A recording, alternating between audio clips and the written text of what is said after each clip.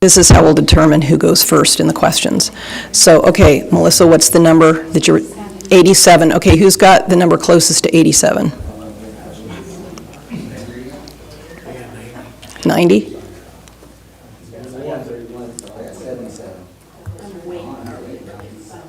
I think James is closest. Okay, so James, you'll go first in the questions.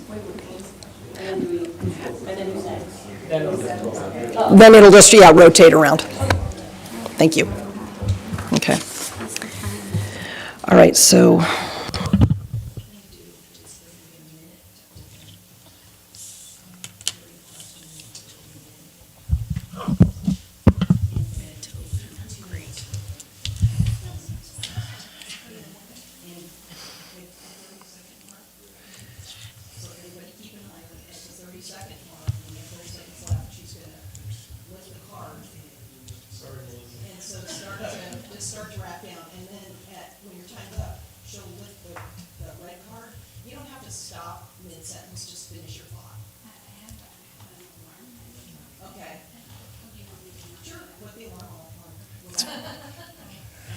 It's very jarring, though, Melissa.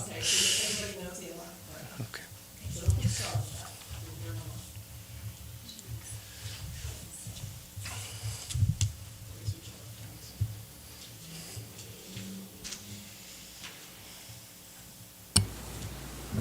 Okay. I think we're going to go ahead and get started. Test, test. You want to test it? Test, test.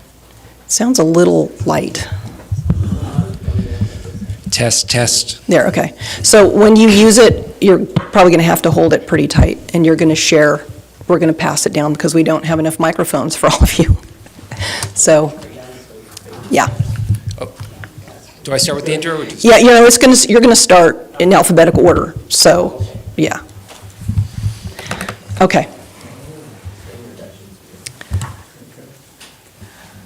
Okay.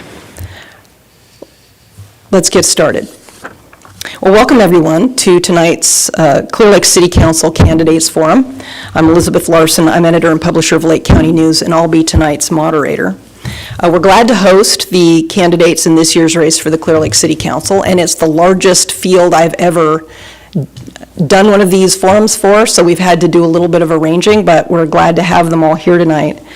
So I'm going to introduce them in alphabetical order, the way they're seated. So starting at the left, we have David Claffey, we have Tara Downey, we have Brett Freeman, Jessica Hooten, Joyce Overton, Russell Purdock, James Rivera, and Mary Wilson. The hope tonight is that you'll get to know a little bit more about these folks and as a way of preparing yourself to vote in November. What we're going to do is start with 1-minute openings so that they can introduce themselves to you. And from there, we'll go through a series of questions submitted by community members.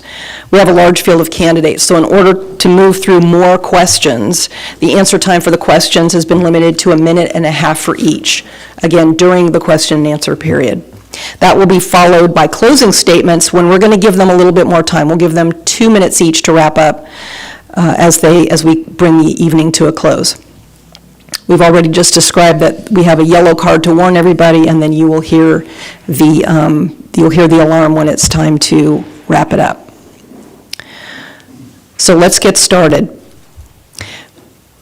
We're going to go with opening statements in alphabetical order. And again, each candidate will have 1 minute for their opening statement. So proceeding in alphabetical order, we'll begin with David Claffey. Hi, everyone. David Claffey here. It's been an honor to serve on the City Council for the last 4 years. I moved to Clearlake in 2017 via the Bay Area, before that Massachusetts.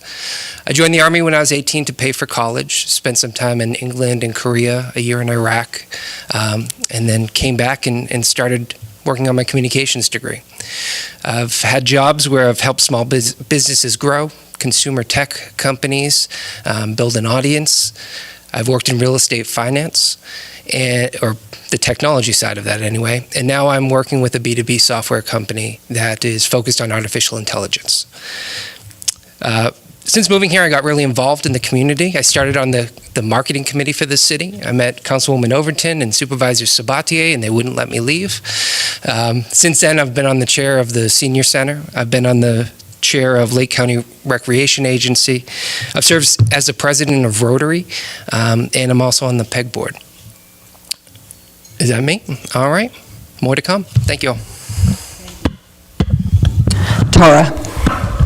Good evening. So my name is Tara Downey. I grew up in Clearlake Oaks. After high school, I lived in the Bay Area for a while. I worked as a veterinary tech during college. And then once in my early 20s, I wanted to start a family, so I moved back. Oh, excuse me. I moved back here to Lake County. I've lived in Clearlake now for 4 years. I own my house. I'm married. I have 2 kids.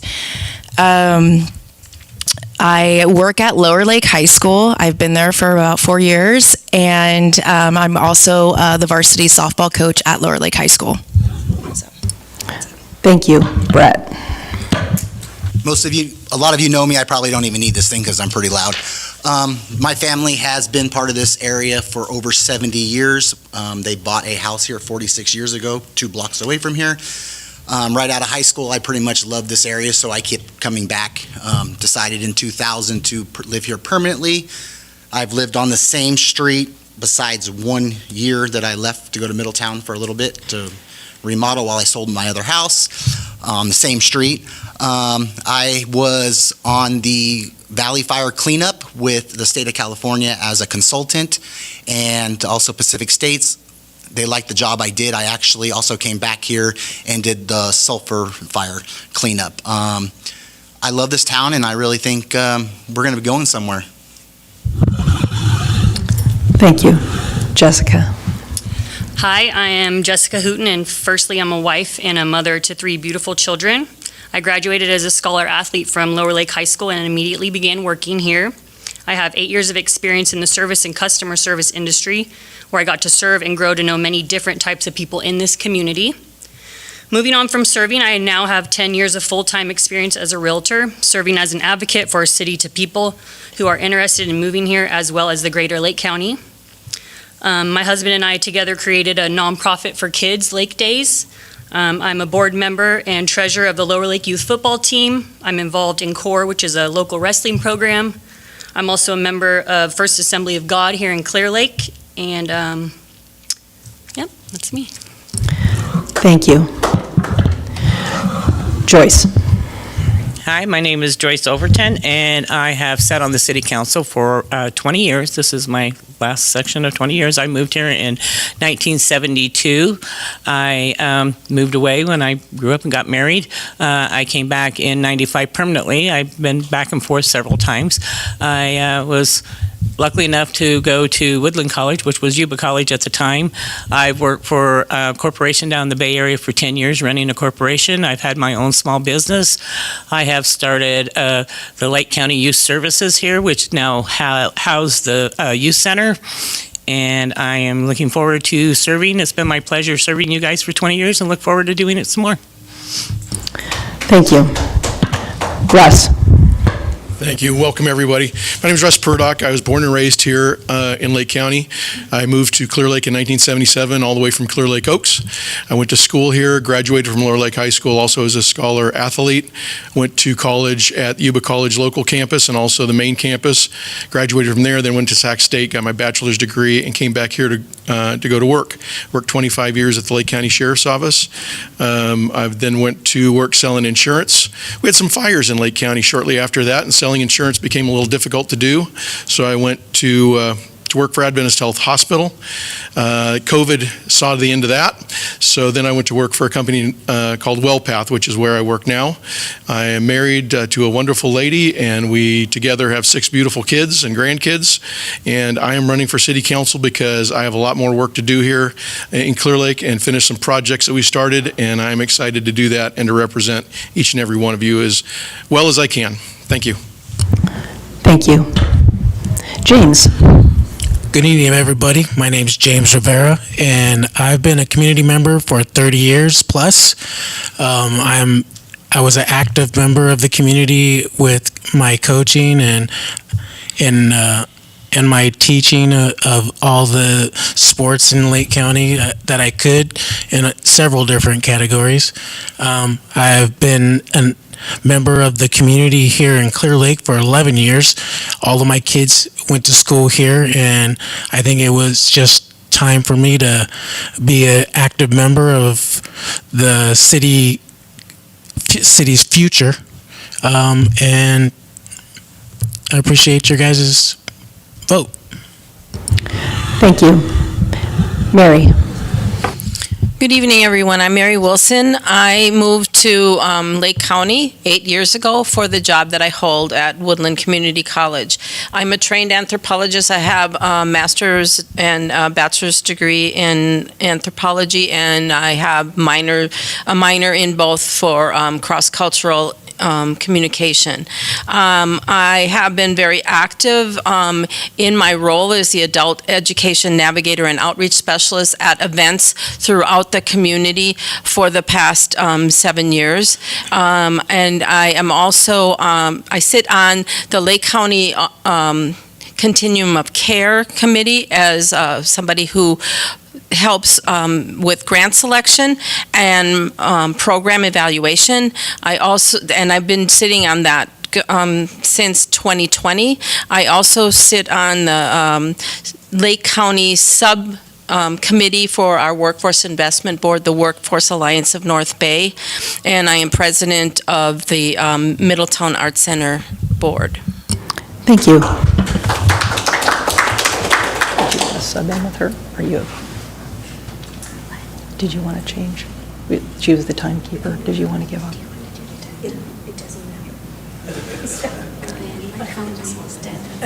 Okay. Thank you. Thank you, Melissa, for getting us started. Yay, Melissa.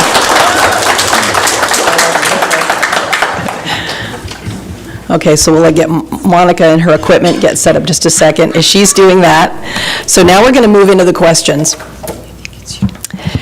Based on the number draw, James gets to go first, and then we'll rotate through that way. And we're going to do, again, it's a 1.5 minute response time. And I will read the questions. If at any point you need me to reread the question, please feel free just to ask.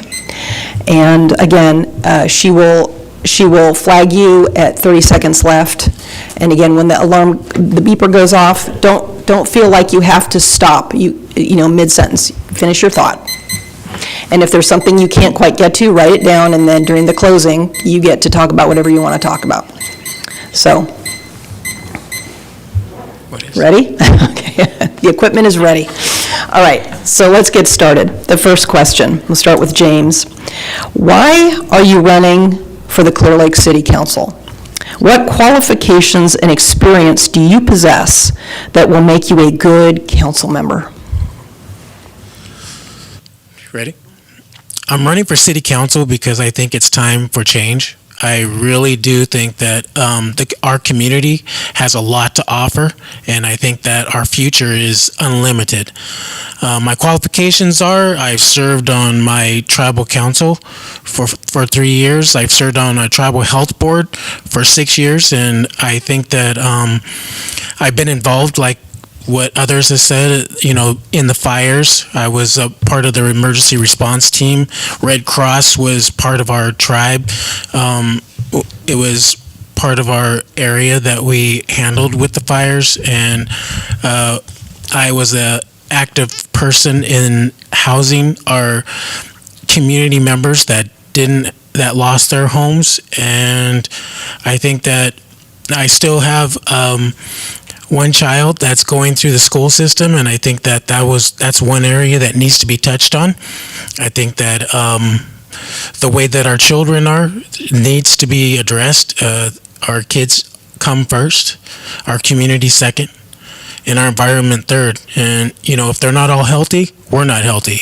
And I think that it's time for us to start addressing those issues in the community. Thank you.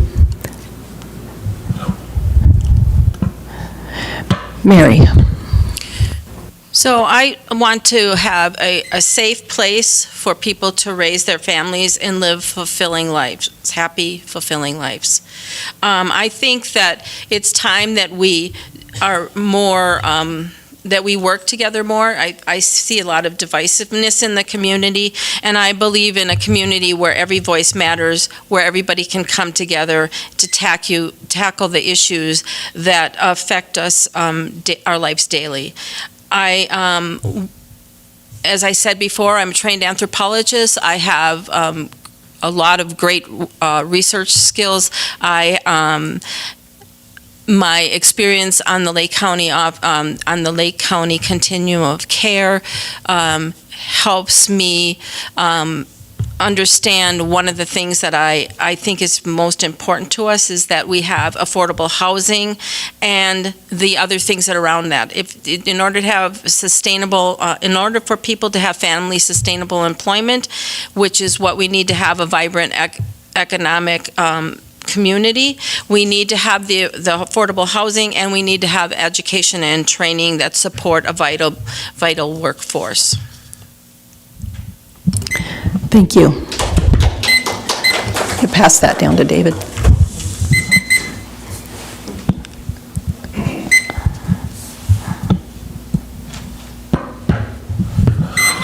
Thank you. Okay, David. We as a city, we have some complex problems. There's no easy fixes to some of these problems.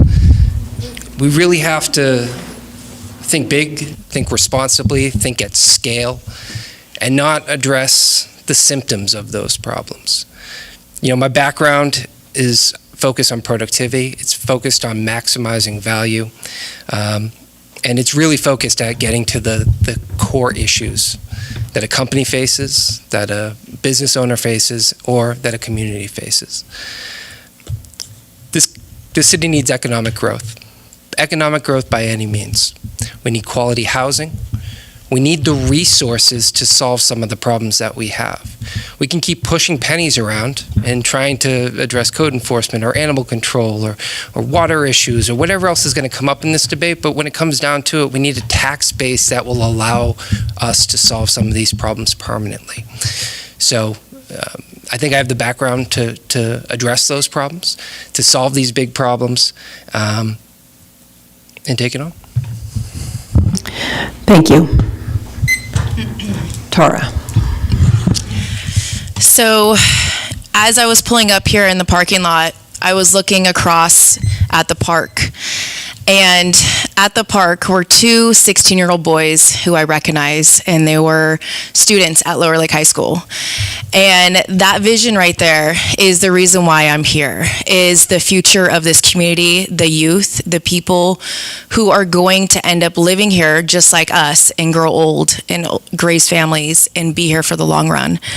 I believe that I am that person that has the ear of the youth, and I believe that they are the future of this community. I also believe that public safety is a huge thing in this community. I believe that our streets need to be safer. We need more streetlights. It is so tragic to hear on the scanner and on the radio when people are getting hit by cars. It's dark. We live in a community where not everyone has a vehicle, and I believe that we need to have safer streets for people to walk on or cross the road. I also believe, too, that there's a huge division between the community and the city of Clearlake. And I believe that I could be that person that can buffer that and make that more of a relationship and a better relationship. So that's it. Thank you. Brett. So one of the reasons why I'm running for city council is because we do have a division here. Not only do we have a division with the city and water, or with the police departments or the fire departments, or with the Koi Nation, we have a division of, we also have elderly people that came here as a resort town. That's what my parents came here for. My mom left because it wasn't a resort town anymore. But we also have our low income, we have our middle-aged people. They all want to grow. We need to grow safely, and not only for our city to be safe, we need our tourists to be safe. We need to bring back more tourism here. And most of the people that drive down the street, our main street, they look at it and they're like, I'm not coming back here. I was over here at the park 2 years ago when the shooting happened. I was like, I don't even want to come out here now. We need a lot of work in this town, and with me being on a lot of the fires, cleanups, I've been used as a mediator between the state of California and the homeowners. Homeowners are being told that their houses are getting cleaned up right away. If that doesn't happen, homeowners get mad, and I've been put in as a mediator, come talk to them, calm them down. I feel that we really need a mediator between everybody in this town right now, and somebody that can get along with both sides and talk to everybody. Thank you. Jessica. So I have chosen to run for a seat on the city council because I see a need for a new perspective. I think one that's youth-focused, something that's family-oriented, and someone that can relate with the local working individual that resides here. I think there are too many underrepresented people in our community here at the city council table, and I think that I can serve as a way to give them a voice and advocate for them. I think I would qualify for that well with my background in service industry.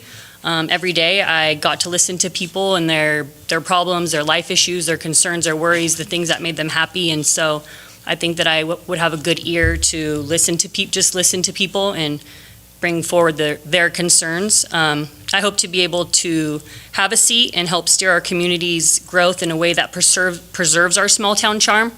Being a realtor, when I get to introduce people to here, that is what really brings them here. They really see the small town charm that we have, and I just would hate to see it lost. So, Thank you. Joyce. Well, when I ran 20 years ago, I remember sitting right here kind of in front of everybody, and what everybody wanted was transparency, which I feel like we have accomplished. Open government, which we have accomplished. There isn't anything you can't find on our website if you'd like to look. That's there. The meetings are open now. They're televised. They're recorded, so if you want to watch them, you can watch them pretty much at your leisure. You know, I started the youth center here because we didn't have anything for them. Our skate park was not open. I was lucky enough to get a group together, and we raised the first money to fund that, to reopen it, and the city has been able to keep it open ever since, with the progress of hoping to do a bigger and better one in the future. I see our future has changed so much. We've done so many roads, 53 miles of road, which is unheard of for a small town like us. I think what people need to realize is when we're a very young city, and it does take time to get these things accomplished, where, when we came, the roads were horrible, and we're fixing that. We've got more lighting. I understand we need more, but there's been lighting put up. Our park is beautiful. We really worked hard to make that happen. We've got growth coming, and I feel like, we're progressing, and I'd like to stay here to finish that progression. So thank you very much for allowing me to do that. Thank you. Russ. Thank you. So for experience, gosh, I started out when I was 11, joined the Boy Scouts, learned about government, and became an Eagle Scout after that. On that path, went to college, learned about government, learned about what I could do to bring back to Lake County, because this is where I wanted to live and raise my children, where I wanted to invest. I got asked to sit on the City Planning Commission, and I served for 4 years on that, and I get to learn about the codes and how planning and everything works to develop a city, funding and all the resources that go along with that. I then was asked if I could sit on City Council because there were some problems going on, and there was a big divide in the council at that time in 2014 when we had people doing drive-bys, we had people doing home invasions because marijuana growing was illegal and it was completely out of control. And I am a good leader, and I proved that when thankfully, a guy by the name of Bruno Sabati and I were elected to the council at that time, and we went to work to try to resolve some of the problems that were happening in our community that were making it unsafe and where children didn't feel safe to go and play in the park. Since that time, I think we've turned quite a bit around. People have mentioned the road project. I was a driving force for Measure V. I even helped with Measure P, although I was a young guy at the time, but it was what we needed. I worked with Adventist Health to try to get playground equipment, and I'm proud to be a Rotary member to get exercise equipment in the parks. And as you can see in a picture over there, where we were doing a shovel to change the old park into what the park is today, funding in those things is difficult to get, but we were able to do it, and that's what I can bring to the council, is that leadership. Thank you. Next question, we'll start with Mary. Oh, sorry. What do you see as the three biggest problems or issues within the city? For me, the three biggest problems are the lack of affordable housing. We have a 21% of our citizens do not have a high school diploma, and economic development. They're all linked. If you cannot, if you don't have a place to live, it's hard to do a job. It's hard to get up in the morning when you're living in your car. If you do not have a high school diploma, you are not going to be able to work most jobs in the county. And it's not just that we don't have high school diplomas.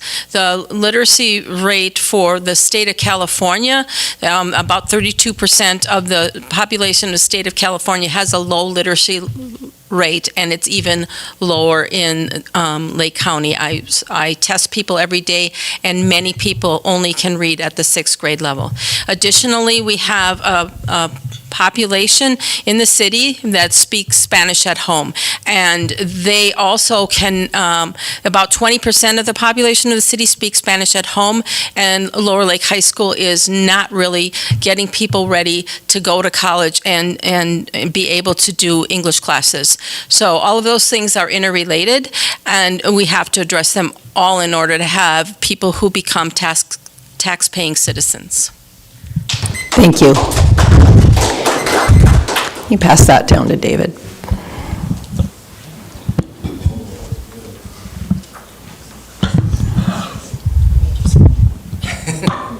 Can't read it.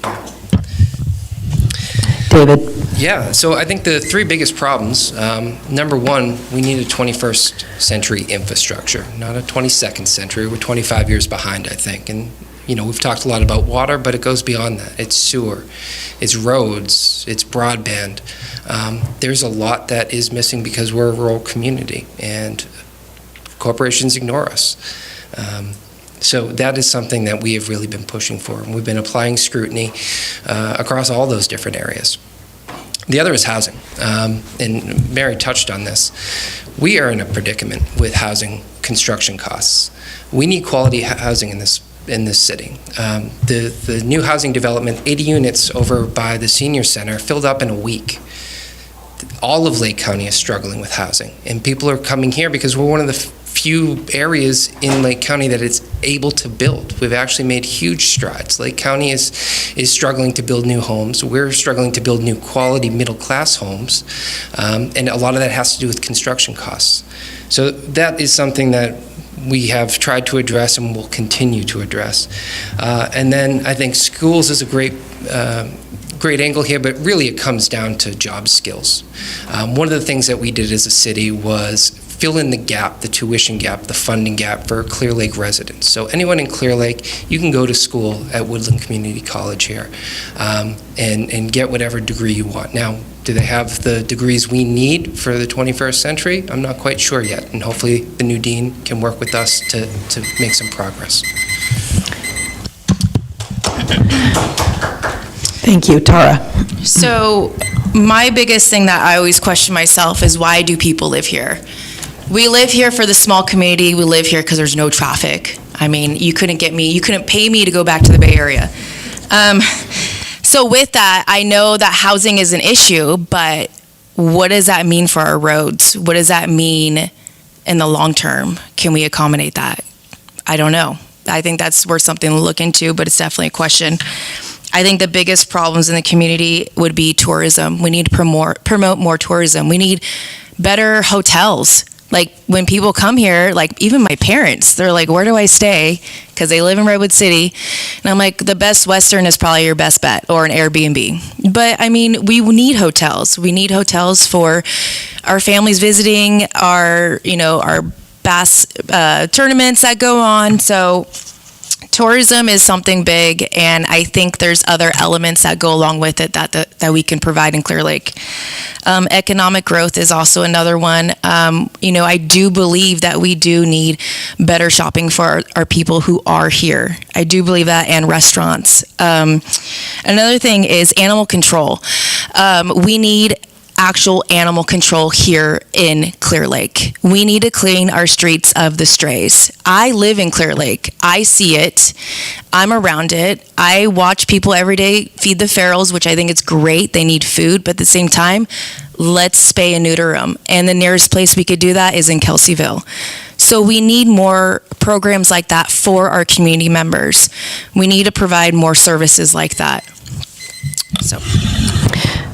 Thank you. Brett. So the three things I see here, we need animal control, definitely. People know that I just picked up a cat with 3 kittens at my house. I don't know how it happened, but it happened. We also need transparency. We have no transparency with the city.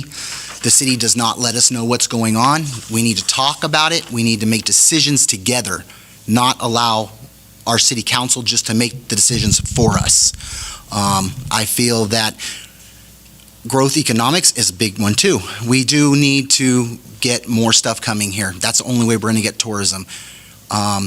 We need restaurants. We don't have many restaurants here. Everyone's tired of going to the same exact restaurants. Stores, there's really no shopping here. Walmart, I don't like to shop at Walmart that much unless I have to. But definitely we need growth, but safely. Thank you. Jessica. So in my opinion, the 3 biggest problems that we're facing, I'll agree with the other candidates on housing. I think we have a huge shortage of median income home, the working class. We hope to develop these airport properties and have a bigger, more robust downtown, but where are these people, these kinds of people that are going to have entrepreneurial spirit and create these businesses, where are they going to want to reside? Often in my work, I'll sell homes to them out of the city in the Riviera or Hidden Valley. It's just the image that those communities give off sometimes is far greater than what we have to offer right now. And I think to help with that, the city's, I'll say, curb appeal, another real estate kind of term, our what we already have right now, I think we could do a better job in maintaining. Any city easement that has weeds that are growing over the sidewalks or over 3 feet tall, there's poison oak on the side of the road. I think that we can try to implicate a better process or a checklist of how to take care of these things before they become an issue and people have to see them as an eyesore. And then I think relatable youth outreach is great. I am really into the youth, and I think that it starts with them, and I think fostering their needs and meeting what they need and kind of getting on their level early as we can is going to give us a big benefit to using them as productive members of our community later. Thank you. Joyce. Well, I believe that our senior citizens are our number one thing that we need to be watching for, and I think that that's been a lack of pretty much any city or county.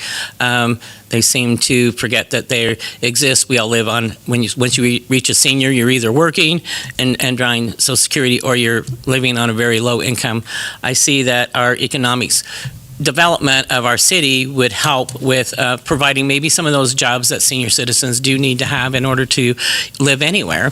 I'm not too much on building more apartment complexes, but I am for building townhouses that people can buy and have their first home and work their way up into other things instead of just always staying low income. We need to start looking more at the middle income in order to bring people from having to rent to ownership. I think that's important. When you own, you have more, more pride in what your community looks like. So I really feel like ownership is like the number one thing. Of course, our youth, anything to do with youth, their education is important. Keeping them in, going forward and talking them into showing them how to get to college and helping them do those things. So I think the more that the city can help with some education through our community colleges, extremely important to keep them moving on. And then, of course, I think we all know economic development is a must in order to keep our city prosperous. We have to have taxes coming in. We have to have people have jobs. And the only way to do that is for our growth to happen. Thank you. Russ. Thank you. We need to clean our city, and one of the ways we can do that is with a more robust code enforcement. The problem with code enforcement is everybody wants the town cleaned up until they get the citation to tell them to clean their property up. And that's one of the things that we're talking about here tonight is that conflict between what the city's trying to do and when people push back. We do need to clean up our neighborhoods and we need to make them safer. And I appreciate the Clearlake Police Department and the work that they're doing. When I was hired here, we had a lot of vacancies. And I think the current city council has worked really hard in the last 10 years to see that now our vacancies, we're pretty much full. We're at full staff. We've got people who want to stay and work here. And that's very important. But again, I think we need to help support our code enforcement. The ways that we do that, and I've done this, is through funding. We need more funding. I don't know that, I think we're taxed to death in California, so I'm not necessarily interested in taxes, but I do enjoy using other people's money, and that's through grants. So I'm very open and looking for ways that we can do that, and the city is very active in hunting for grants to help and clean up our town. Our poverty levels are high, and we need to work to build and work with our children to create a workforce here. Employers come in, businesses try to start, and there's not really people who they can hire to come and work in their businesses. So we need to focus on that. Not everybody's made for going to college. There's nothing wrong with working a trade. I would like to see some of our local colleges maybe focus on that. And then development and education for a strong workforce. Thank you. James. My feelings are is that our young people need more attention. I feel that our youth is very important to our future. The more that they're involved, the more that they know, the more that we give them the knowledge of our future is something that is going to be our support when we don't have our support anymore. My second thing is our elders. Our elders need to be taken care of. I know that our community has changed from being a retirement community to being a family-oriented community. And those families are going to be the ones that are going to be making the decisions for our future. And I think that a lot of the future endeavors that are going to be for Lake County, we should invest in our local community, small town businesses right now. Because I think that they're the ones that are struggling trying to stay open when these big corporations come in and shut them down. And I really do feel that our homeless situation needs to be addressed. I know that there's not a lot out there to offer them, but we can create programs that can involve our homeless situations and make it better for our community.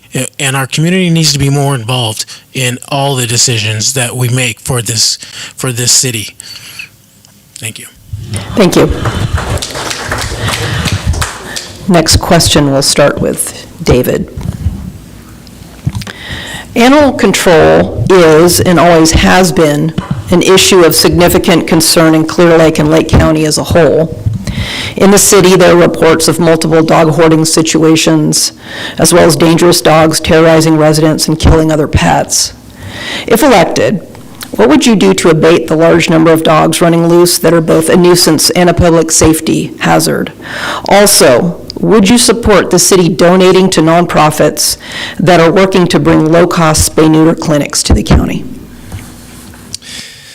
So animal control has been an issue for, a long time here in Clearlake.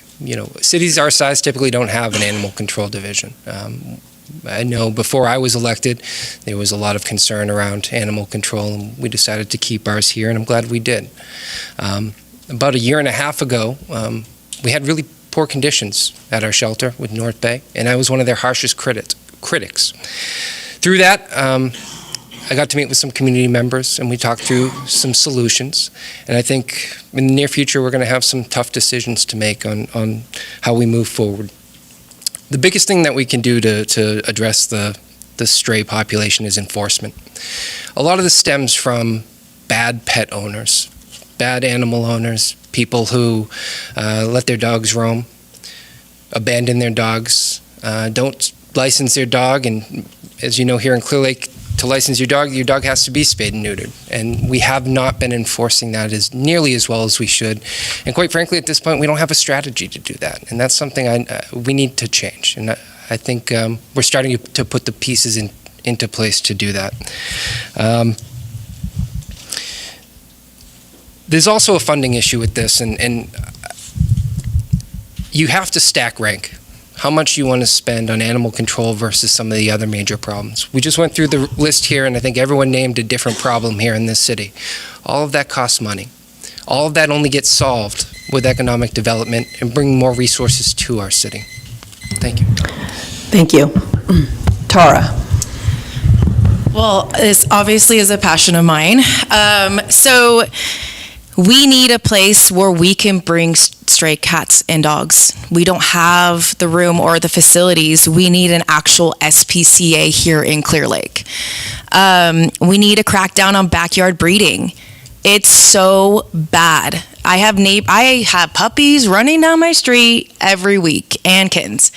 So it's something that needs to be addressed. As far as funding, like what David said, I mean, there's ways around it. There's grants for SPCAs. And not only that, we could have fundraisers.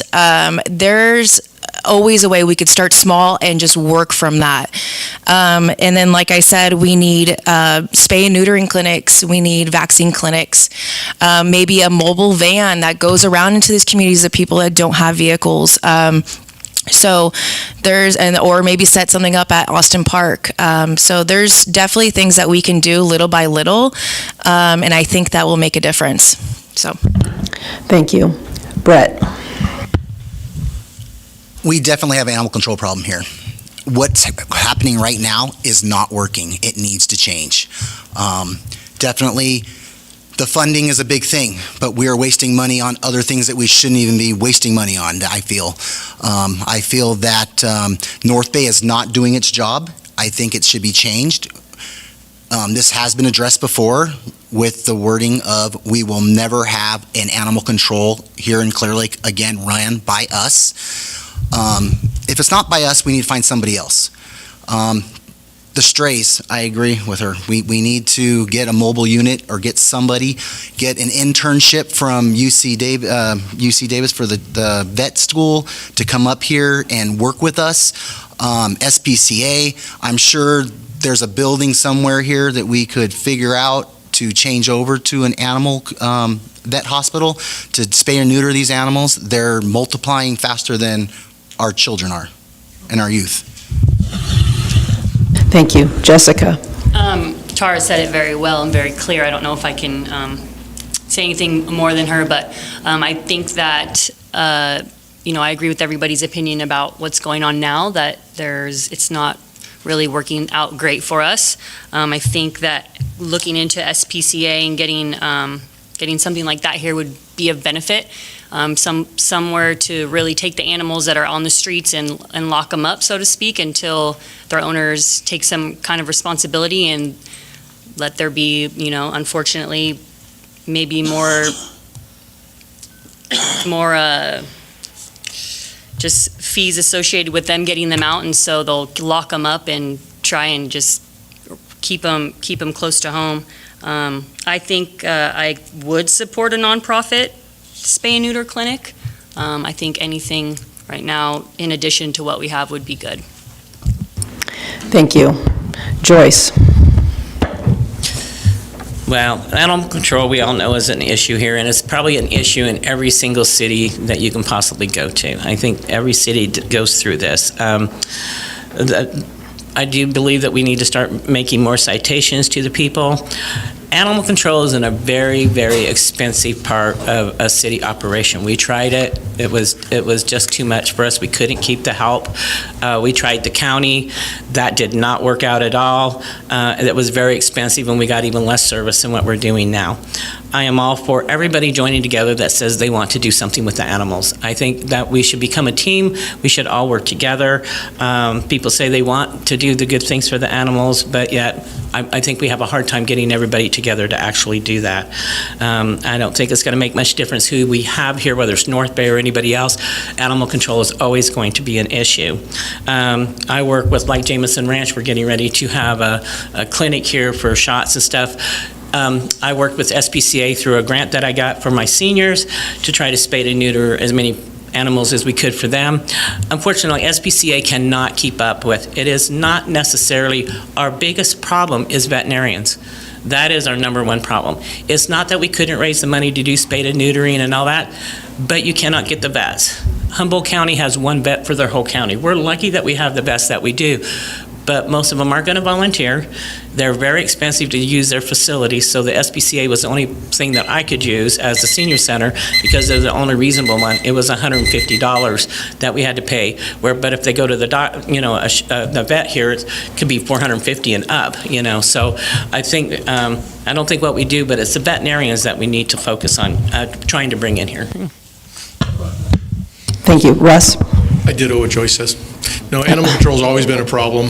I remember when animal control's handled by the county, and we had struggles. They would start their day, they would come down halfway through that day, would have them for a couple hours on site, and then they'd be back up to Lakeport. Didn't work out. We tried our own in-house through this police department of animal control, and there were times when we had some good successes. We had people on board, but then training and vacancies fell upon us, and we couldn't meet what the community wanted. At the time, we had Chief White working here. He did a lot of research. He worked very hard. He found, like everybody already knew, our facilities need to be updated. He was able to find some money, get the funding for that, because this is how it works, folks. The budget for the city, the budget for the county, it's a line item budget. There's only so much money in each of those pots that we have to spend, and there's only so much within animal control services that we have to spend. So we are trying to work outside that, and I appreciate my peers on city council who meet with the folks that want to volunteer, that try to help support the volunteers that want to do those things. But as Joyce pointed out, veterinarians are very expensive, and we would love to bring SBC in if they want to come. Sometimes we can't bring them in. So it's a constant problem. It's something we're constantly working on, constantly vetting new ideas. But for the time being, and when we contracted with North Bay, that was the best option we had at the time. Now, is that something we need to revisit from time to time? I absolutely believe that we do. So, thank you. Thank you. James? I totally agree with everybody that what they spoke about, that we need help, that our population of animals that are running loose and running wild in our community is just getting out of control. I think fundraisers would help. I honestly think that us going after the backyard breeders and even the breeders that are registered, I think that they need to start stepping up. It's unfortunate that the way that they look at things is when they get a batch of puppies or kittens and they don't turn out the way they want them, they just let them go. They take them and they dump them at the grocery store or dump them on a side street, and then there you go. It's part of our community, and it's our responsibility as a community to be aware of those kind of people that are out there that are doing the overbreeding and doing the trying to make a big profit. And I think that it's our responsibility to recognize and go after them, basically, and make them accountable for what it is that they're doing to our community. Thank you. Thank you. Mary?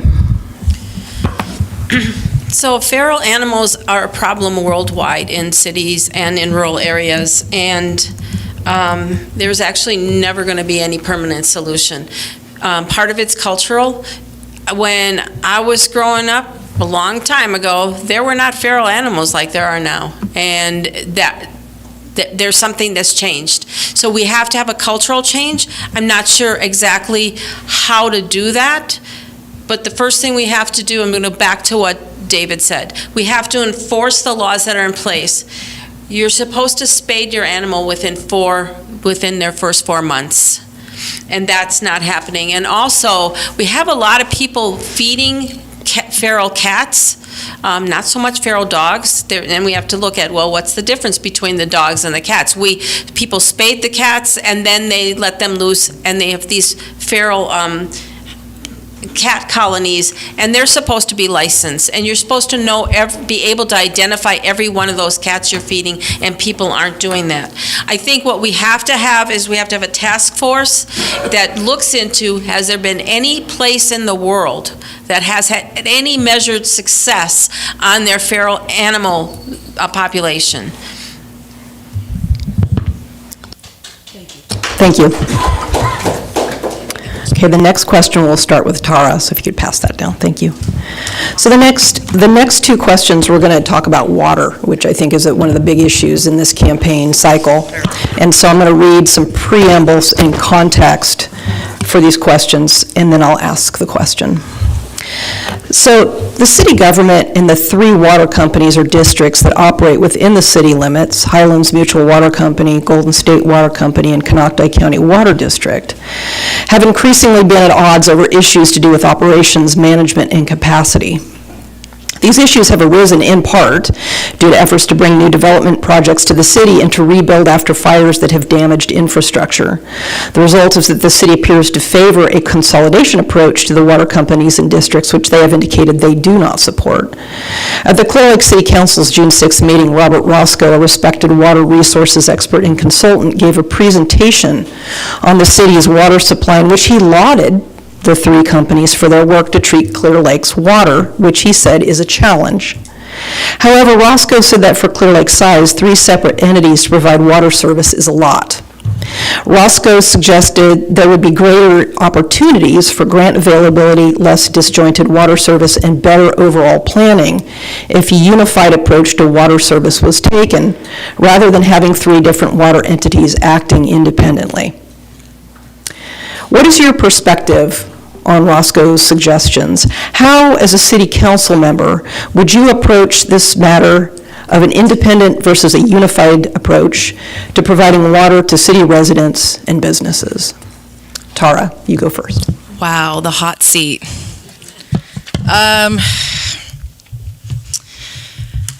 Where to begin? Obviously, this is a big argument and a big situation going on within the city right now. I believe there's a huge miscommunication between the city and the water companies. Personally, what I think is that there needs to be a conversation, and I know that there has been conversations, but I think the conversations between the right people need to happen. I think there's a lot of emotion going on here, and I think that has to be put to the side. I do believe that the water companies can get these grants. I do believe that. And I know the city can probably get bigger grants, but I know the water companies can get the grants as well. So I believe that, like I said, there needs to be better conversations. There needs to be a better relationship. And I think that's another reason why I'm here, is because I think that I can provide that for the community, between the city and the water companies. So that's what I'm going to say. Thank you. Brett. So if anybody knows how a grant works, it's when you're failing. You have to be failing in order to receive a grant with the water companies. Grants are only given like that. So with Roscoe saying that they can merge, there's too much, yeah, you're going to get 3 companies under one umbrella, as how the city wants to put it, that they can show that they have a bigger problem to get more grants. But right now, the city's not putting out there that actually the 3 water companies do work together. They do help each other out on a day-to-day, asking questions, sharing water. I'm a volunteer fireman. Water flow is not an issue. Some people think that bringing water tenders to a fire is wrong, because why? You need to get in front of the fire. You need structures. You sit structured, the fire gets ahead of you, you have to move. So a lot of information that's been given out to the city is kind of not 100% the truth, but for grant reasons, you have to be failing. And some of the grants that have been denied to some of these water companies is because they're not failing. And should they all be separate? I think so.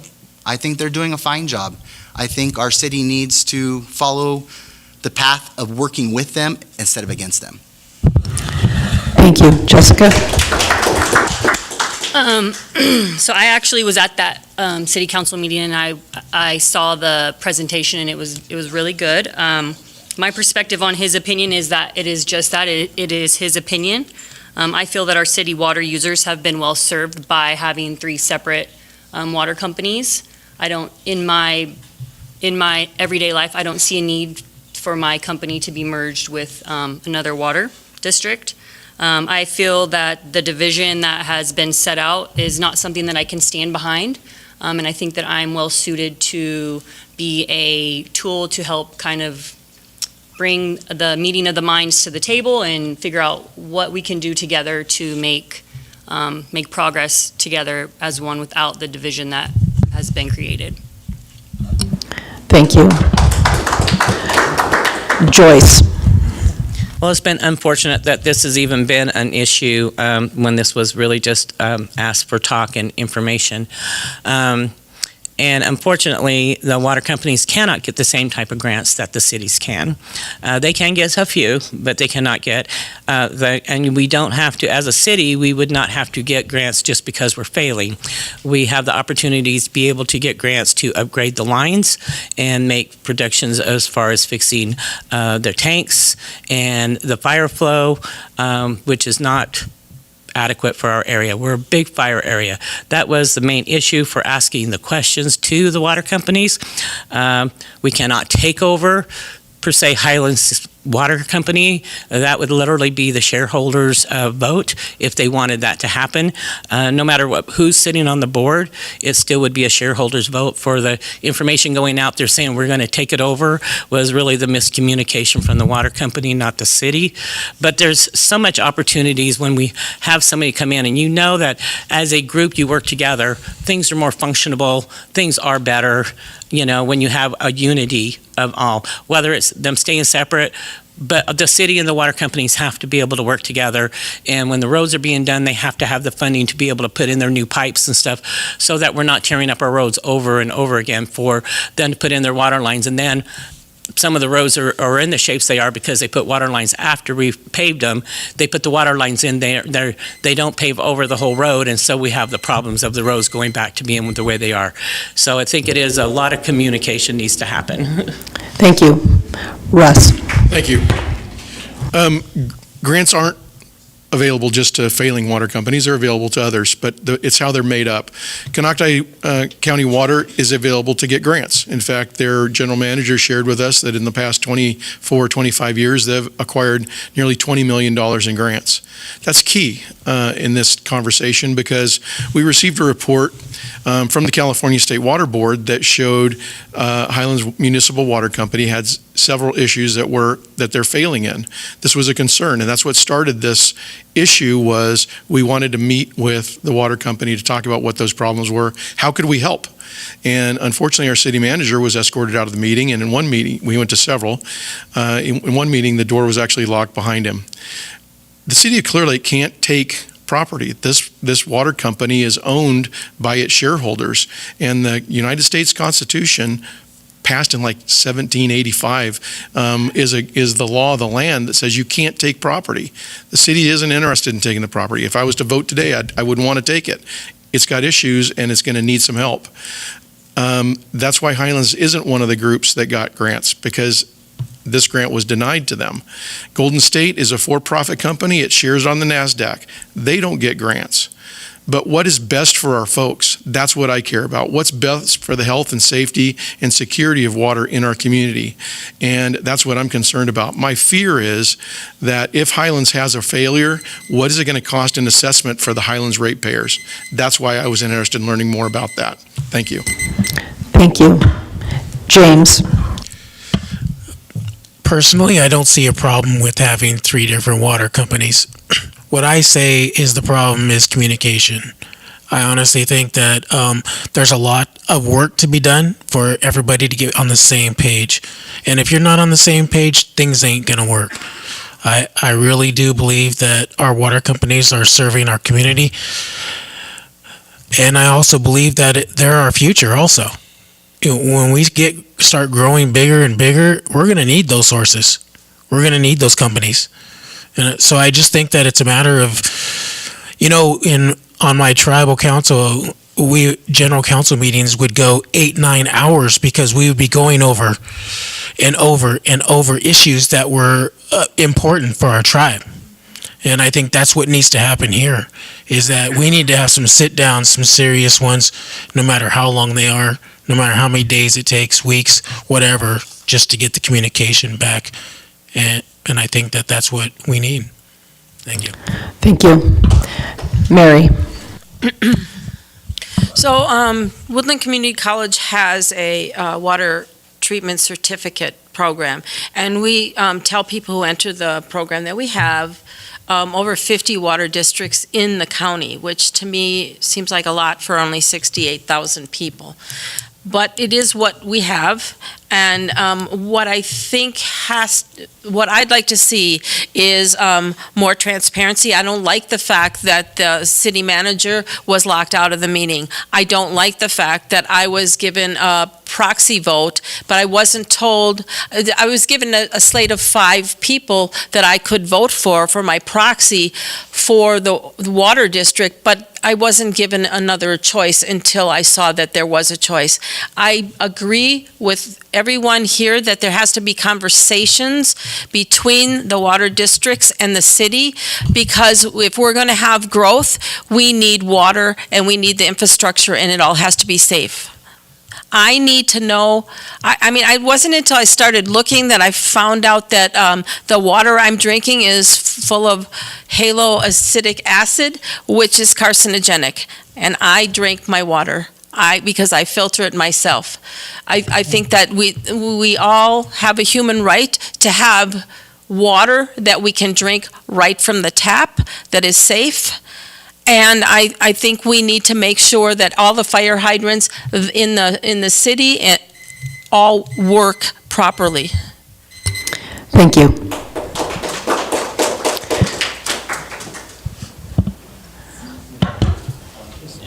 It goes down to David. Thank you. David? Yes, there is a problem with our water systems. On one side of the city, we have residents paying some of the highest rates in California. On the other side of the city, we have 2 water systems that are rated as high risk by the state of California. That's not a good situation to be in. The city applied a lot of scrutiny to those high-risk systems, and Highlands responded very negatively. Let's move past that. There's some economic realities here. We're a small city. We have 3 water companies in a city that can barely support one. To grow, to improve our infrastructure, to plan for the future, there needs to not just be cooperation between the water companies, there needs to be a shared mind so that we know where we're going to and what it's going to take to get there. And it could take 5-10 years, but we're planning ahead as a community. A lot of cities have their own consolidated water companies. This isn't new. There's a game plan to this. There's a playbook. I think either we tackle it now in these next 4 years, or we have to wait another 10 years. And a future city council will come to the same conclusion that we came to, except we have 10 years of deterioration and 10 years of problems that have built up.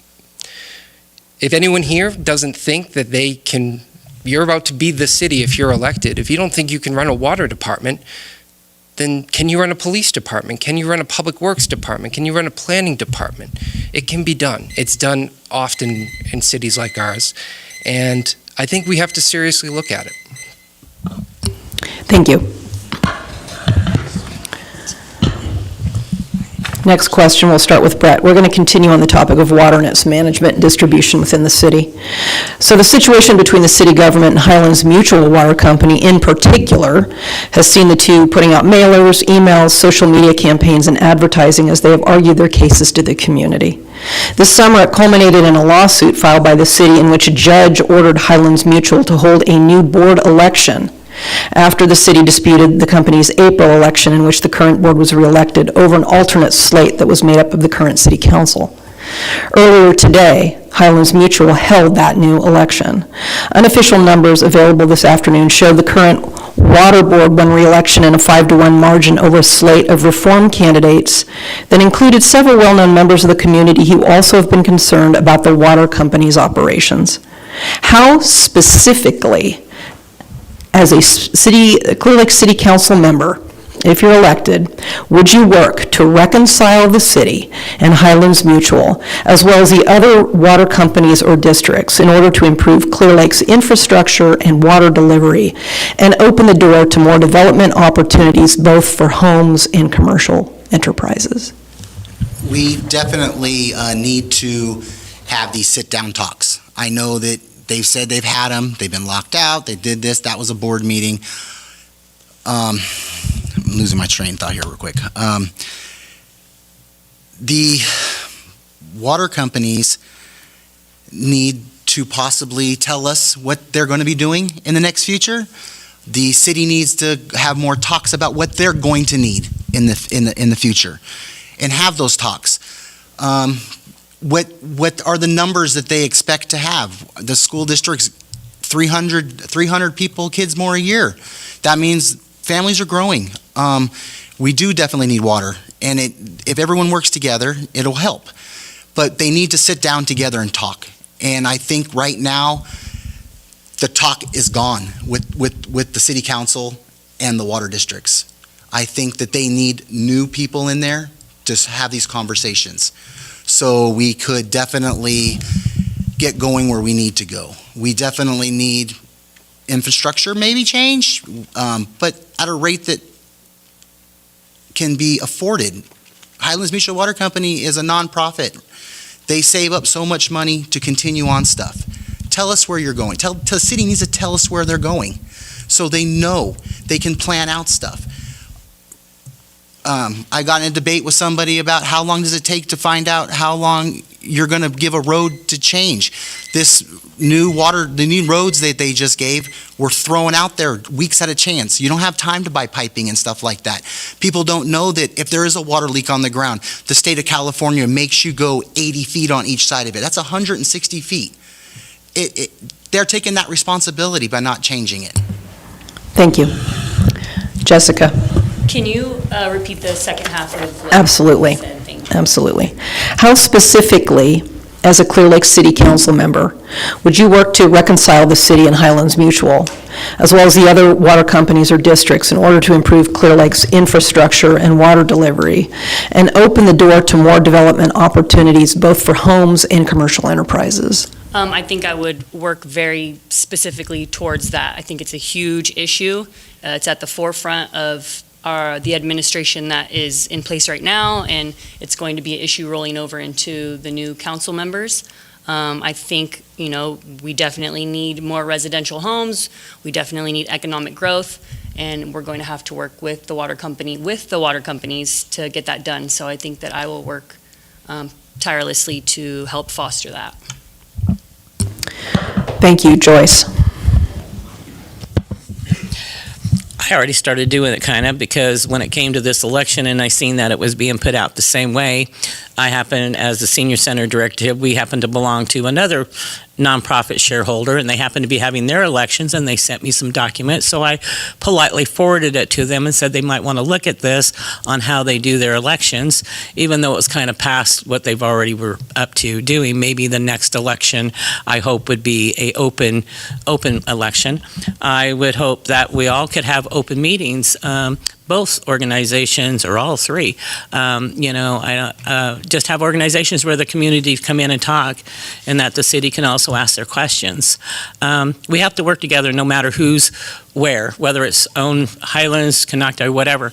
It doesn't make any difference. We have growth that needs to happen, pipelines that need to be extended and enlarged, fire hydrants that need to be fixed, and I would love to see where everybody sits down and create a plan of how that's going to happen. Our roads, they have plenty of notice to give. Our roads aren't put together in instance. They know when we're doing the roads. We've been advertising that for quite some time.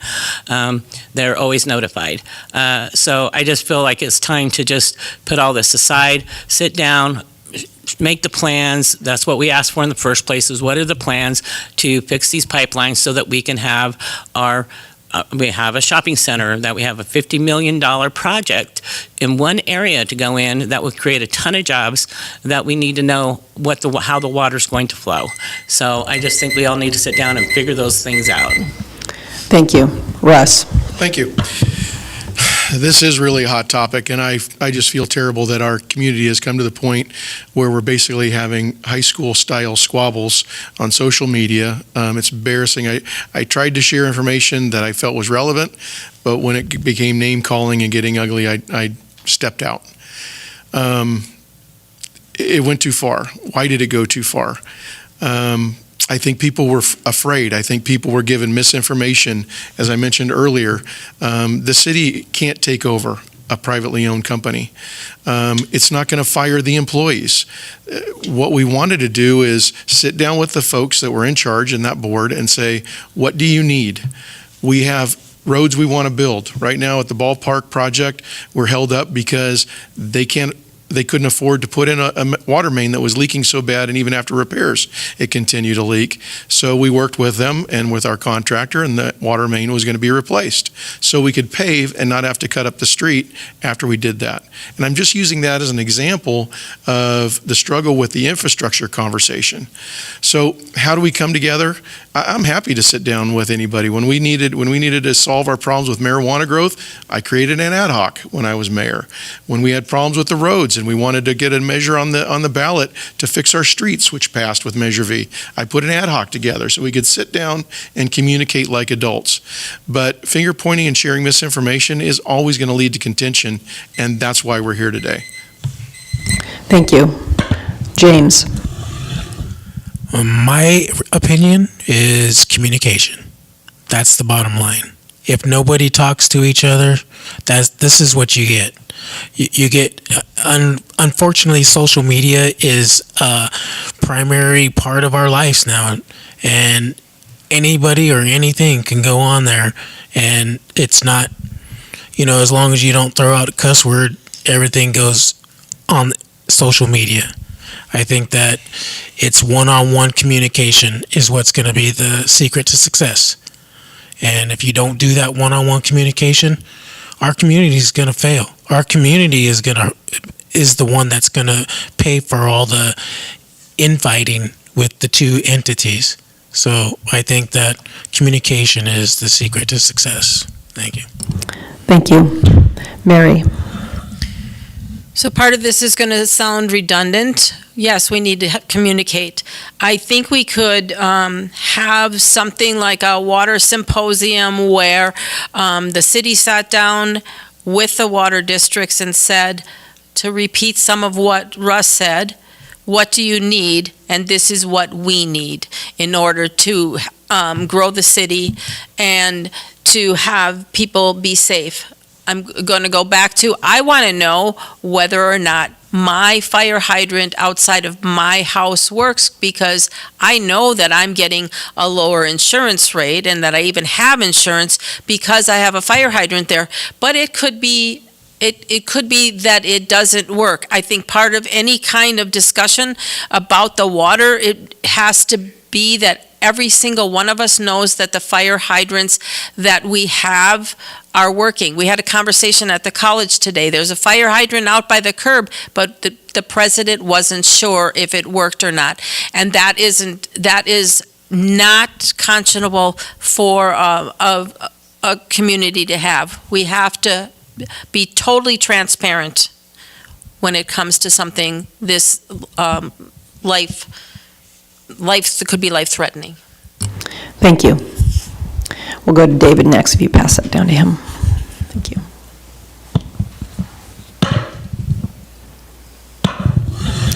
Thank you. David? So I think communication will start improving, and I think things will calm down a bit.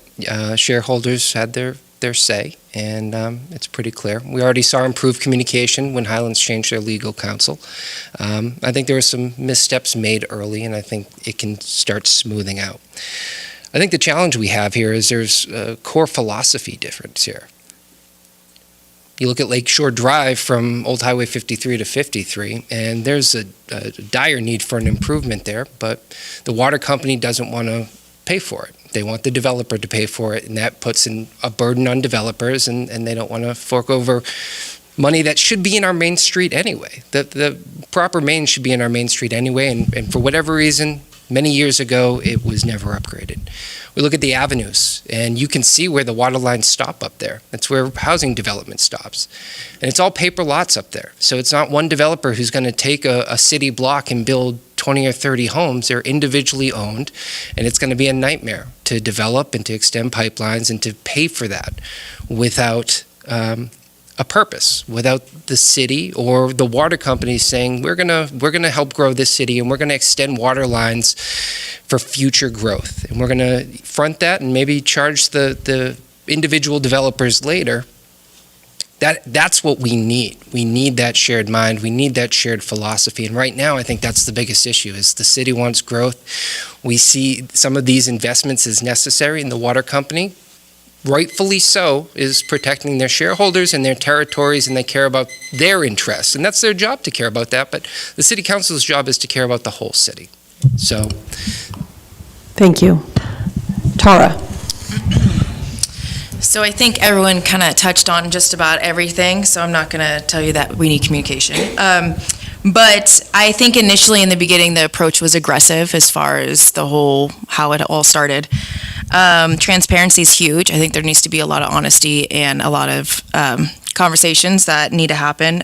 We need to rebuild the relationship, and hopefully, either if the current, get reelected, or whether it's new faces. Like I said, relationships need to start building, and trust needs to happen. I think that having regular meetings with the water company needs to happen. We need to be vocal about what our goals are, and have a 5-10 year plan as far as what it will look like with the water companies, and kind of expectations. So yeah, that's basically it. Thank you. Next question, we'll start with Jessica. California is on fire, and most recently, so is part of the avenues due to the Boyles Fire earlier this month. We've had numerous fires in Lake County recently, and more than one has threatened the city of Clearlake. Some jurisdictions in California have created fuel breaks to help control the spread of wildfires. Dry, hazardous overgrowth is visible in the avenues and other sections of the city of Clearlake. What do you propose to do about clearing out the abundance of dry, tall vegetation, dead limbs, and other flammable detritus in order to create fuel breaks to help protect Clearlake residents from wildfires? I think that the citation abatements are a great idea, but they need to go out earlier. I deal firsthand with a lot of people who own property in that area up there. They will get a notice for abatement, and it's due in 5 days. They live in the greater Bay Area. They have no resources except for maybe 1 or 2 phone numbers of people up here that can get the job done, and they're already busy with a list of people who got to them first. So I think that implementing maybe a larger list of people that can help with weed abatement, taking care of those kinds of citations would be good. I also feel that, the city should take a little bit more accountability for the areas where the homeless are. Especially, Wilkinson back there, it's pretty treacherous. There's more than just weed abatement that needs to happen back there. There's a lot of dumping. There's a lot of just things left behind. People go up there and they just leave whatever. But I think getting to the homeless, I think will help to get them out of the areas that are high fire risks, where a lot of these fires actually start in our community that threaten the people in it. Thank you. Joyce? Well, it's nice to think the city could go out there and do all these things, but one, we can't go on just private property. So we would love to clear up some of these areas. I agree that I think we need to get more in code enforcement and citations early on in the year, and we need to start really enforcing that situation. City properties most likely do need to have some of the cleanups around. I've seen a few areas where, I've reported that they needed to go do some weed whacking because the grass was dry. So, we need to stand up also and make sure that our properties are clear.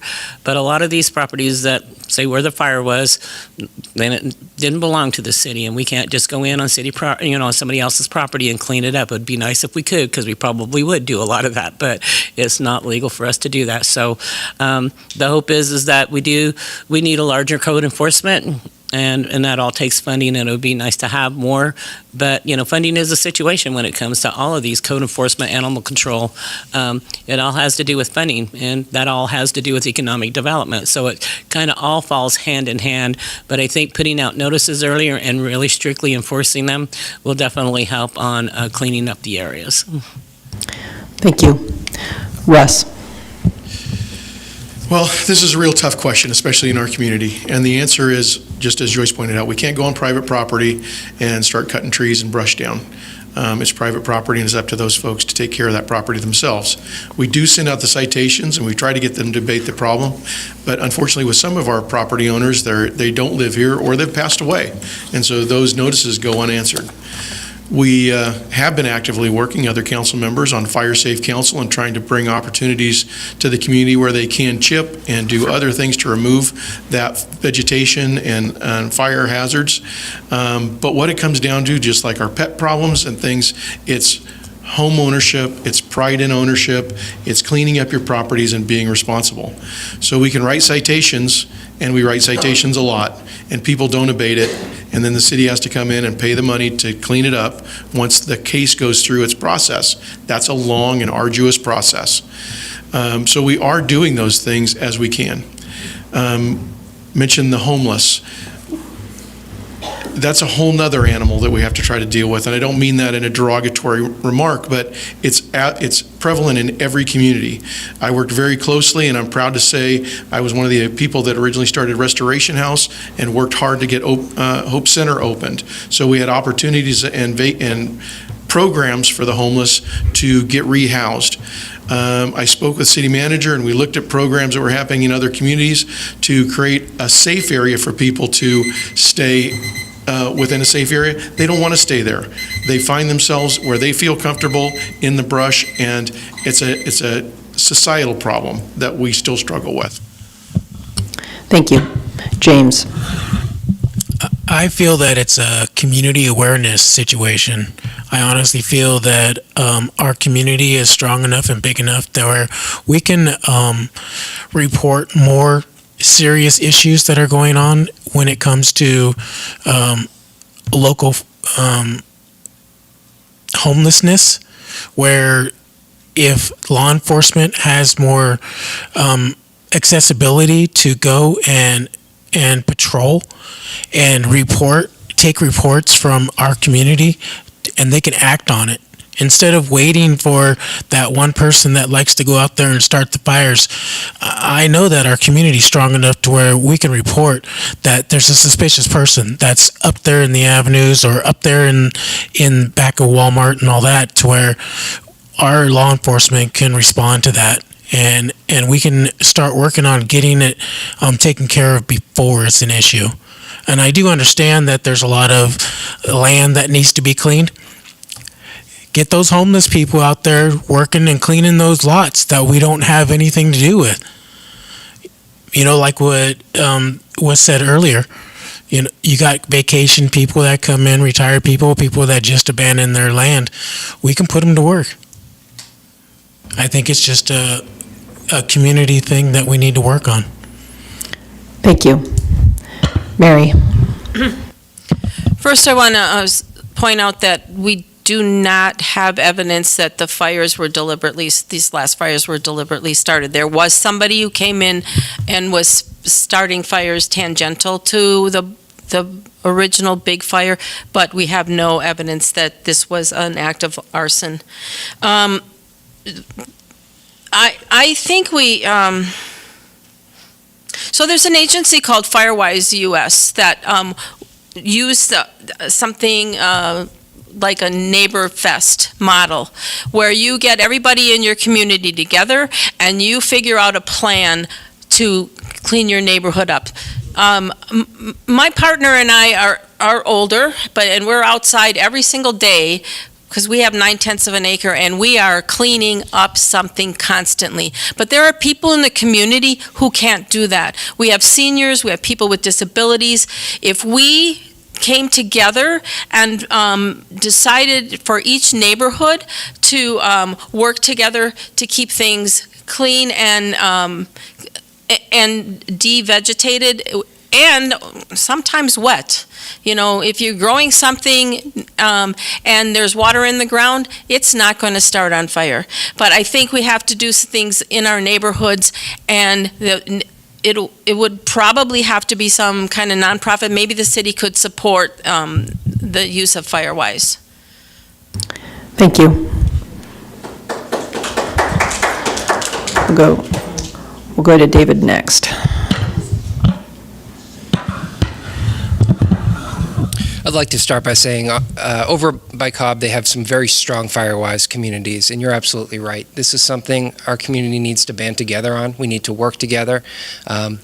There's a bit of a success story out there. So 2 years ago, the city acquired the land behind Walmart and Tractor Supply, and we worked with CAL FIRE to clear all of that land.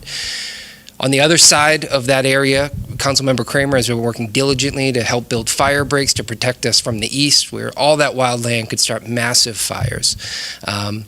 Over at the middle school, they are building a new soccer field, and I don't know if they did this purposely, but because they needed to get access up there, they built fire breaks up there, and that saved the school. It's really, really important to have this type of mitigation. And again, the city can't do all of it. The community has to work together, and whatever we need, Councilmember Kramer, myself, will support it. Come to us with ideas. Let's move forward with it. I wanted to touch a bit on Jessica's point. You're absolutely right. That area is a mess, and I'm sick of it, and I'm done with it. I want to aggressively get that land in the hands of responsible owners. I want to leverage everything legally that we can do to acquire that land through tax default, through aggressive code enforcement, through clean and lean. Whatever we need to do, it's a problem. And there's multiple areas like that in the city, and there's multiple areas like that in the county. Paper lots are a huge, huge issue in Lake County. I want to build the plan so that we can solve it here, and the rest of Lake County can learn from that. Thank you. Tara? So I think that ways to kind of go about this is obviously more code enforcement, but that will take more funds.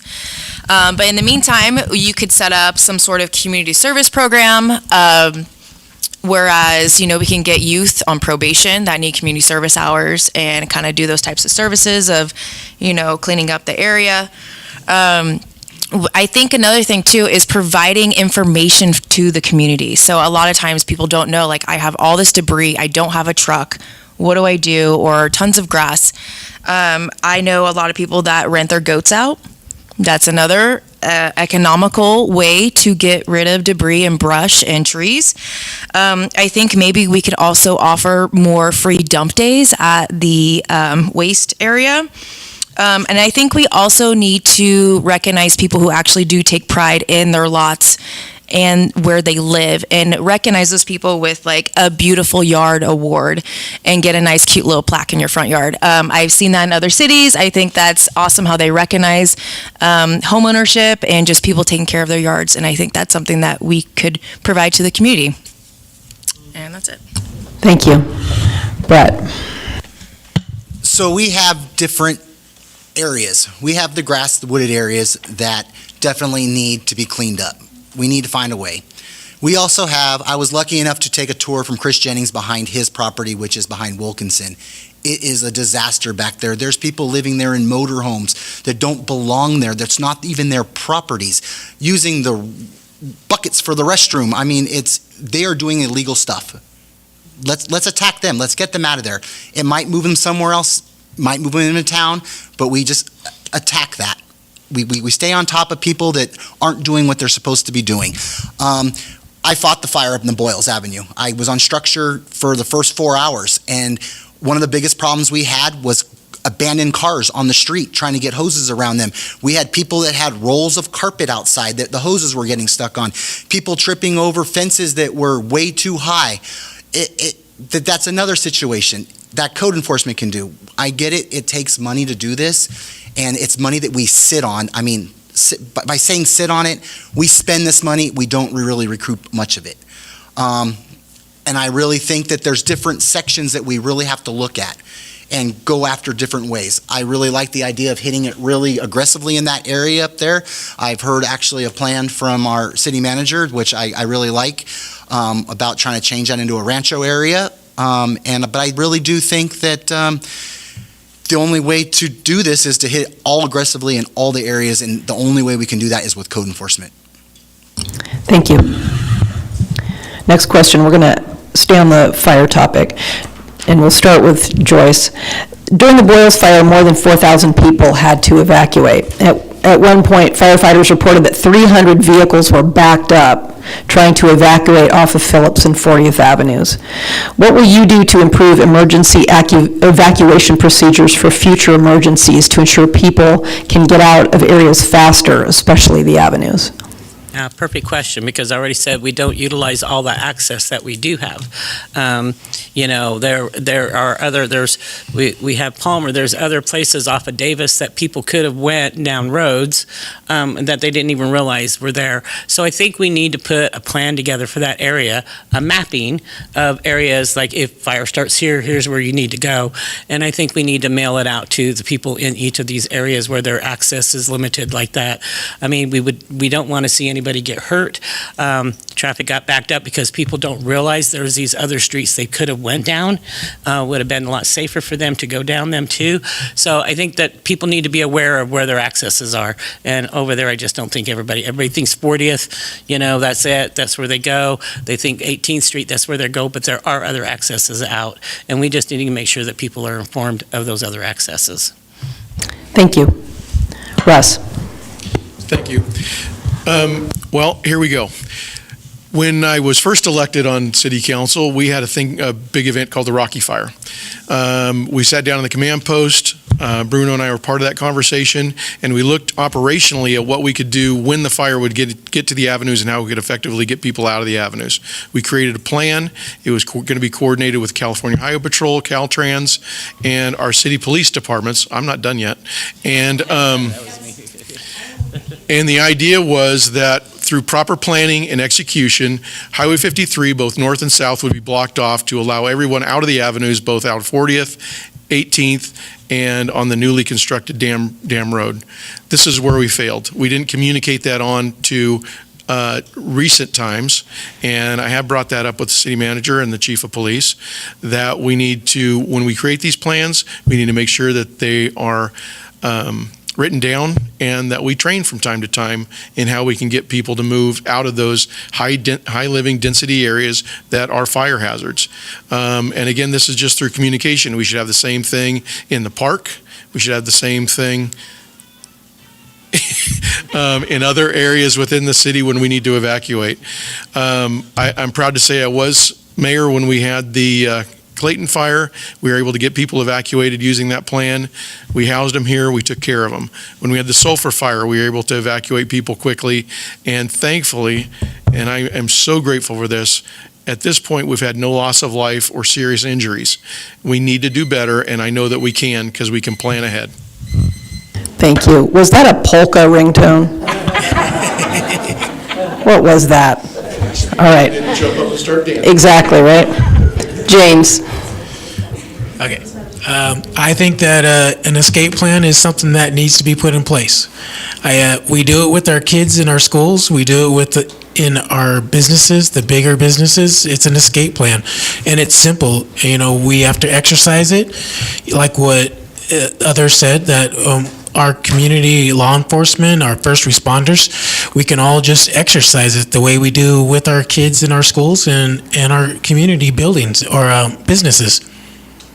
So I think that's what the most important thing is to create a plan of escape.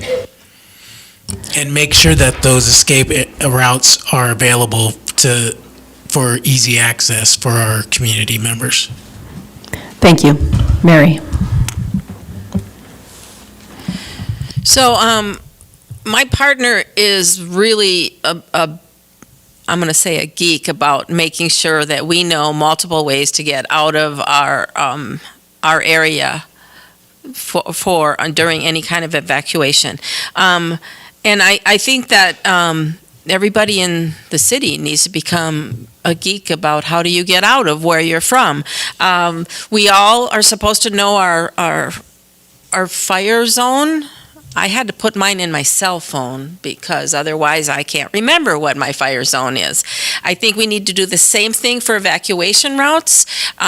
We should not just mail it to people, but we should put it on the internet, and we should encourage people to have a picture of that in their phone or someplace else so that they know exactly how they can get out in case of any kind of emergency. Thank you. We'll go to David next.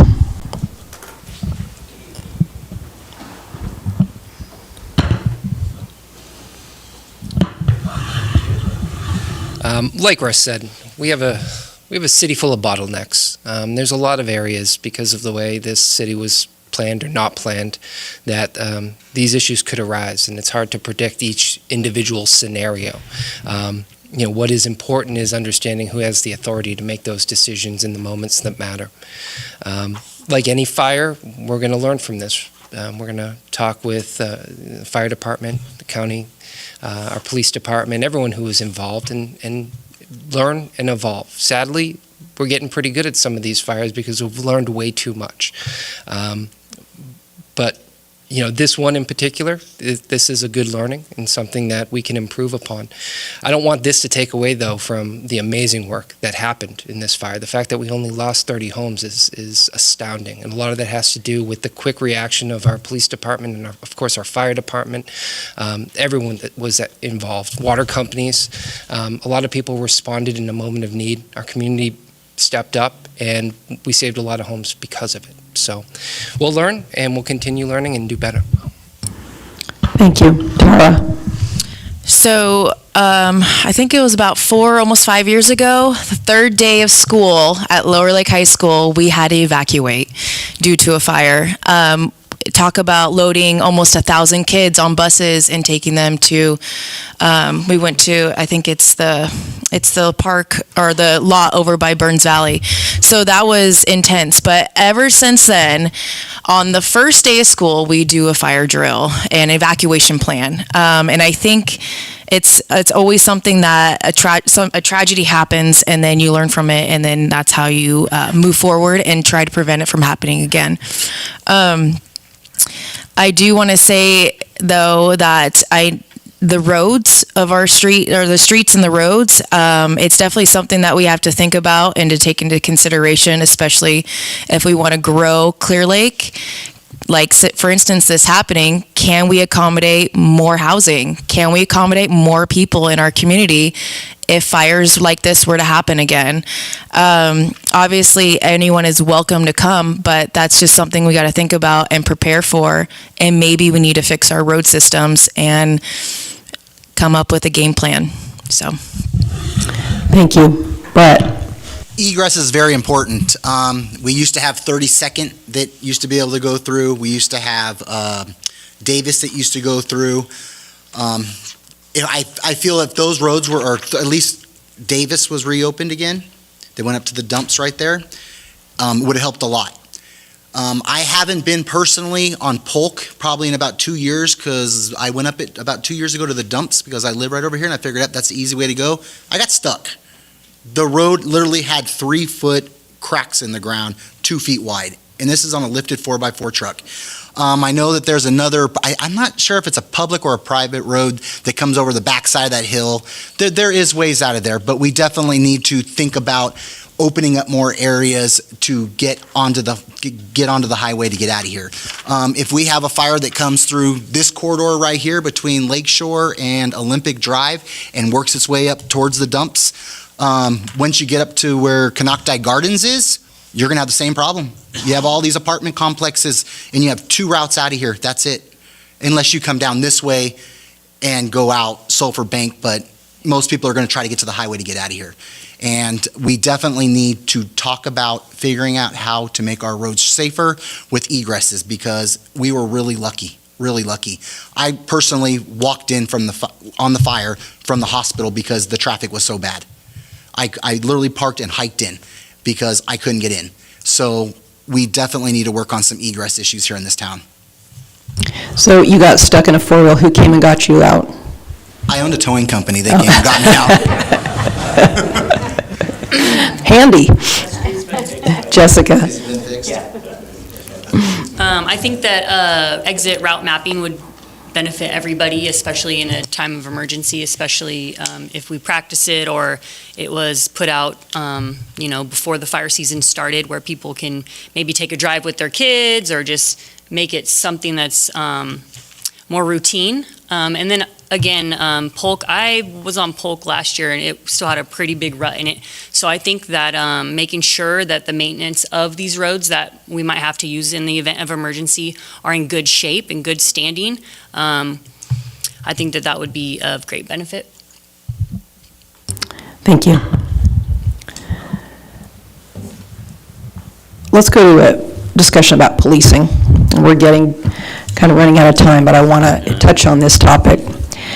So the Clearlake Police Department has made strides in improving its service through community policing, which includes more communication, outreach, and a focus on hiring.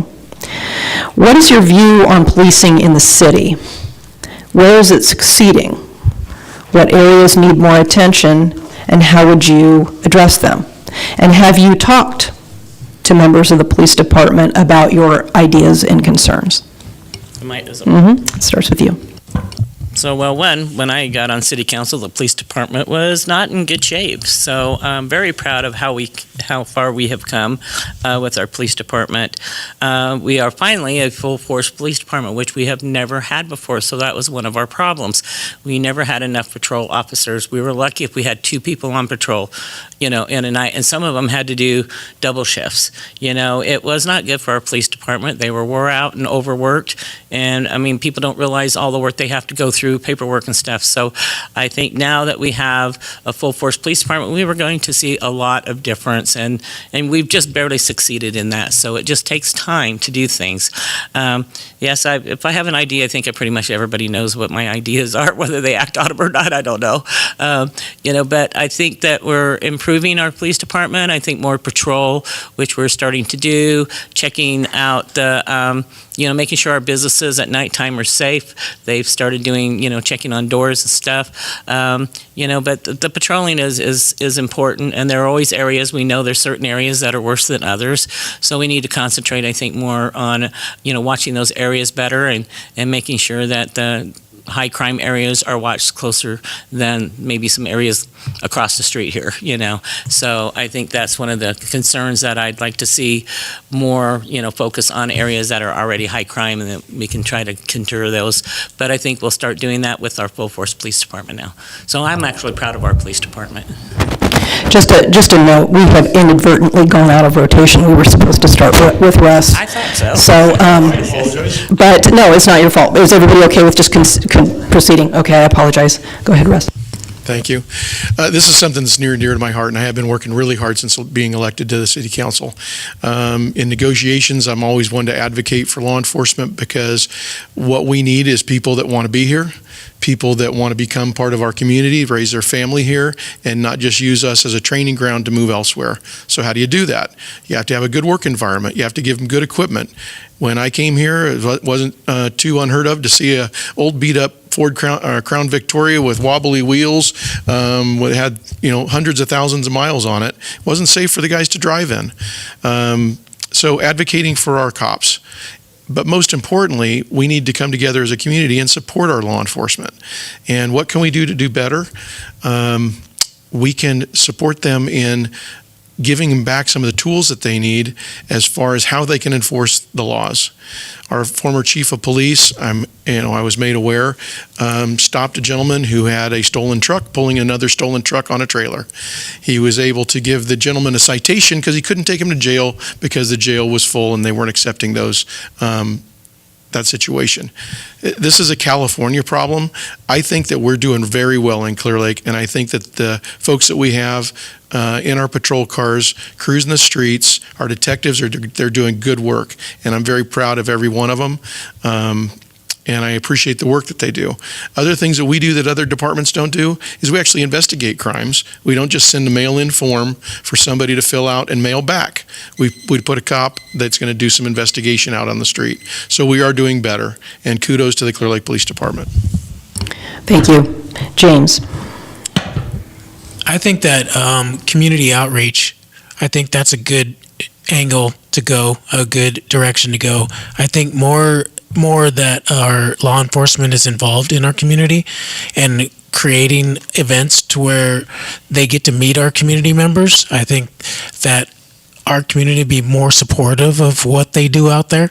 I know it's tough, I know it's rough, but I think that the more support that we get from our community members, I think that the law enforcement will grow stronger and be more effective for our future. Thank you. Mary? Could you read the question again, please? Sure. The Clear Lake Police Department has made strides in improving its service through community policing, which includes more communication, outreach, and a focus on hiring. What is your view on policing in the city? Where is it succeeding? What areas need more attention, and how would you address them? And have you talked to the police department about your ideas and concerns? So I'm going to first admit to that I haven't talked to the police department about any of my concerns, and I think I will take that opportunity. I attend the judge's breakfast with the chief every week, and I've never actually sat down and talked to you, so I think that we'll do that on one of these mornings. I think that the police in the city, they do a good job. I don't see them profiling anyone that the way it happened in the past in other areas in the county. And I think Russ said something about staying here. And I think one of the ways we could make sure that it's a better possibility that the police stay here is if we worked with Lake County campus to start a training program. It is proven that when you train at home, it's more likely that people will stay at home. Thank you. Next move to David.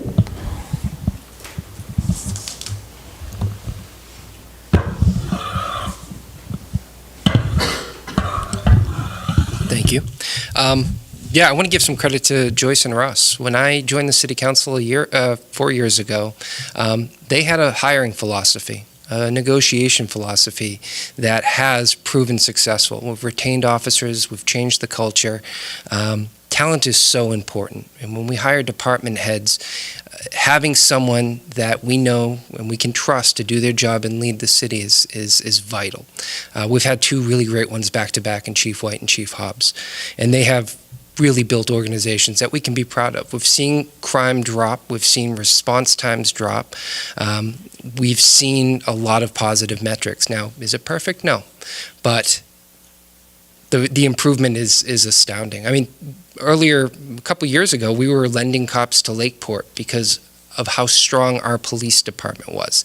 And we helped them rebound, and now they're at full force. So it's just a lot of cooperation between our law enforcement, and it's great to see. But I'll go back to something that Chief White said that I really appreciated. And the best way to lower crime is through economic stability. If you have a job, if you have a home that you're proud of, you're less likely to do some of the bad things that we catch people doing. And so that's why when I talk about solving some of the problems here, we got to look at the root causes. People don't do bad because they want to do bad. Some cases they do. They do bad because of their conditions. And I think it's our job as a city council to put the right people in place to enforce law, but then try to change the conditions here in the city to make life better. Thank you. Tara? So I will first start out by saying that I really appreciate Clearlake PD for giving us Officer Perry at the high school. Our SRO does tremendous, amazing work with our students there at the high school. And I'll tell you, before we had Officer Perry, we had a contract with Lake County Sheriffs, and we never saw an officer on campus until we got with Clearlake PD and we have Officer Perry. So I want to thank Clearlake PD on behalf of that. One thing that I would like to see maybe is a special task force for like traffic and tickets. Just something that we can just work on as far as like parking and people riding around with on dirt bikes and no helmets, or cars with no windows or something like that. So because I talk to a lot of police officers, and the one thing that they hate to do is have a bad rapport with the community members. So I think by having certain people assigned to certain jobs as far as like ticketing and stuff like that, it might be beneficial for the community. And then also probably, better response times to calls, 911 calls.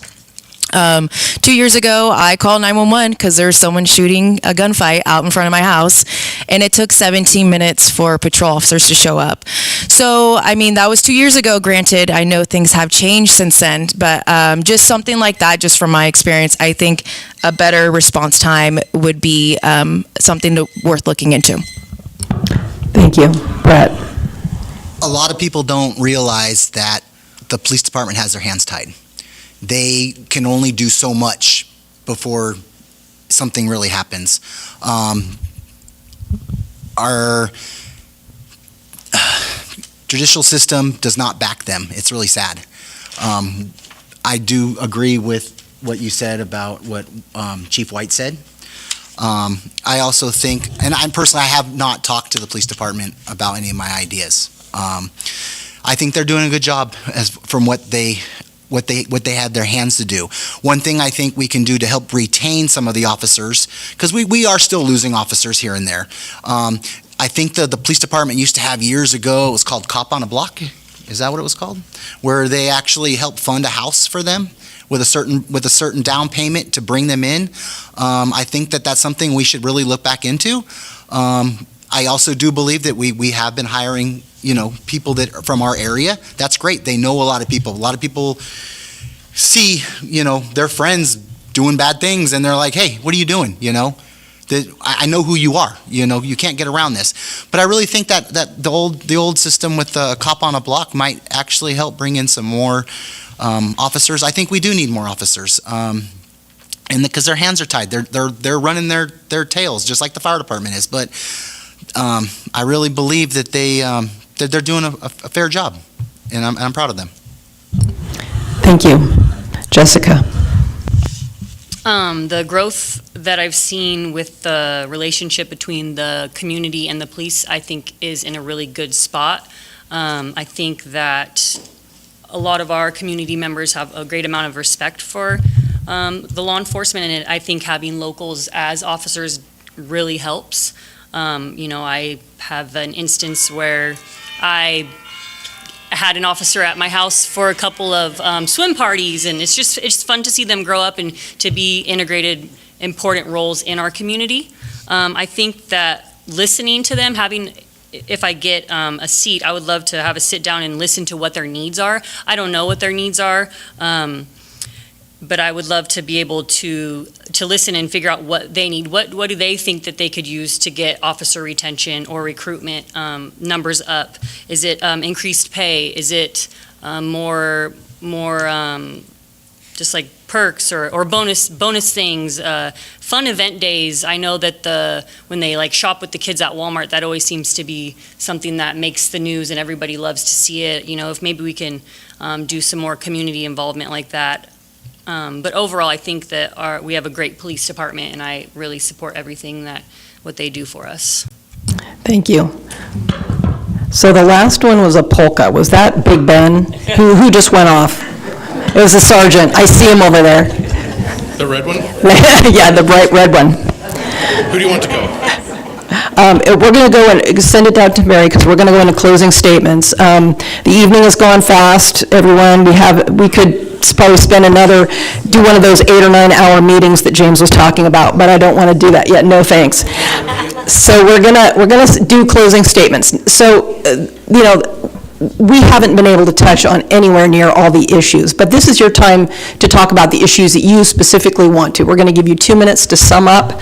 Maybe you want to talk about something from earlier. Maybe you want to bring up something that we didn't get a chance to talk about tonight.